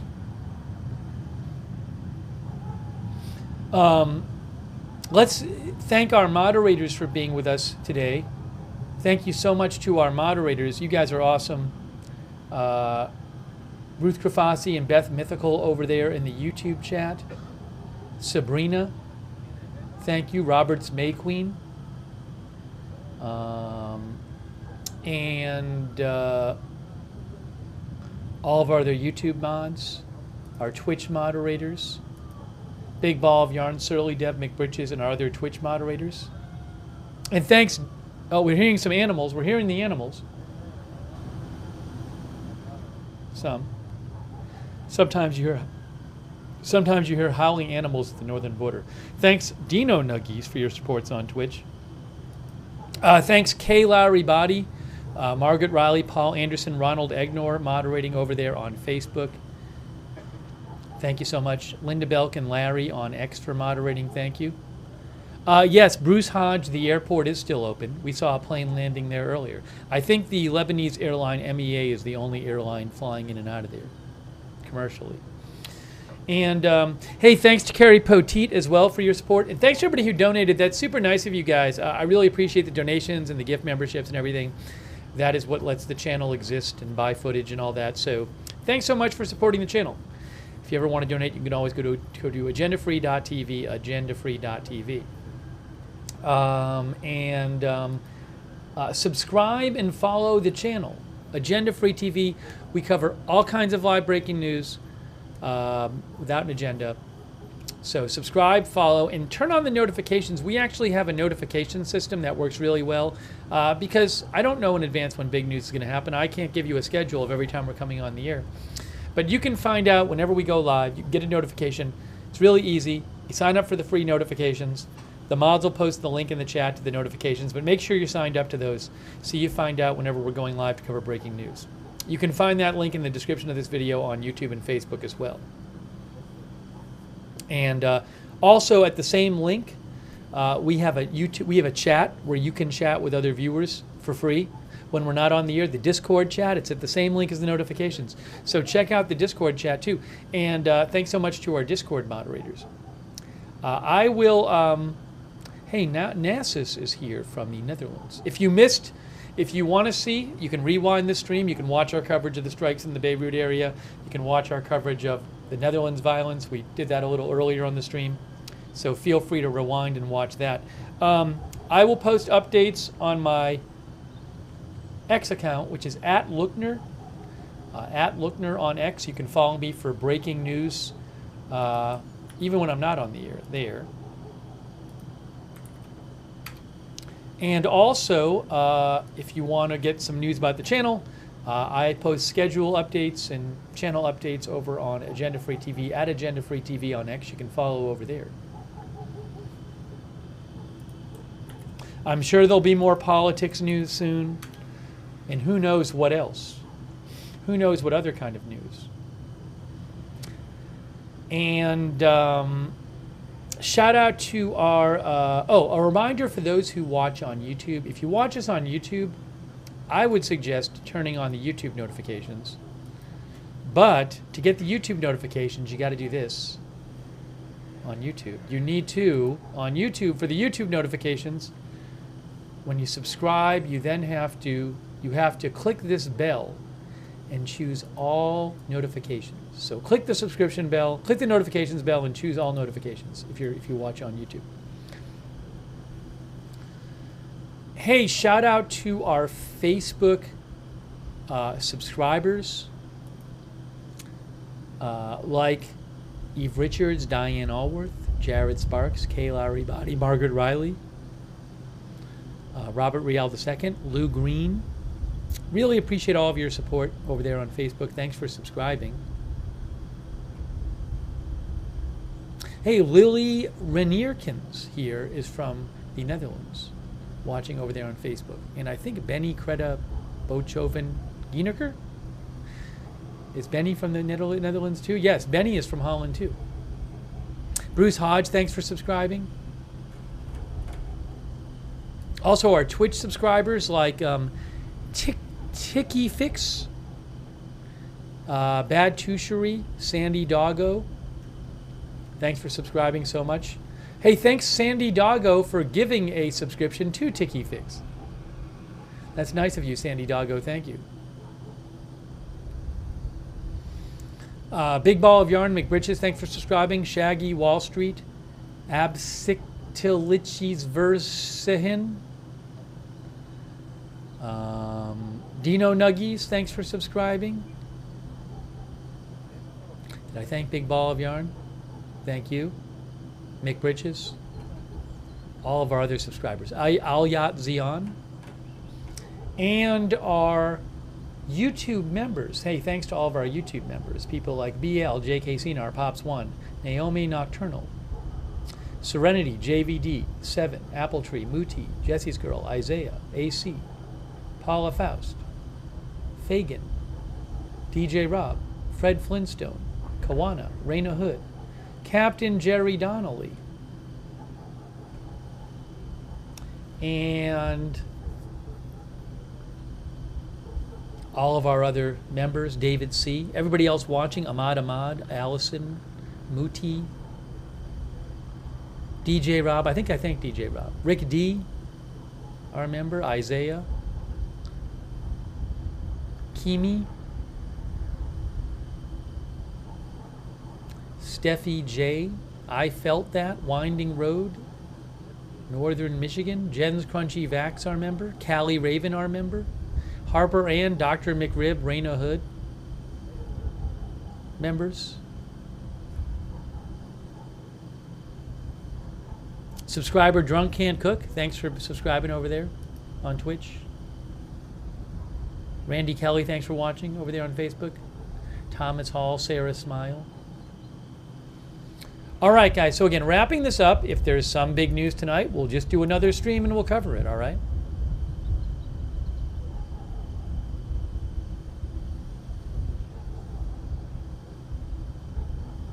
So I'll be keeping an eye out.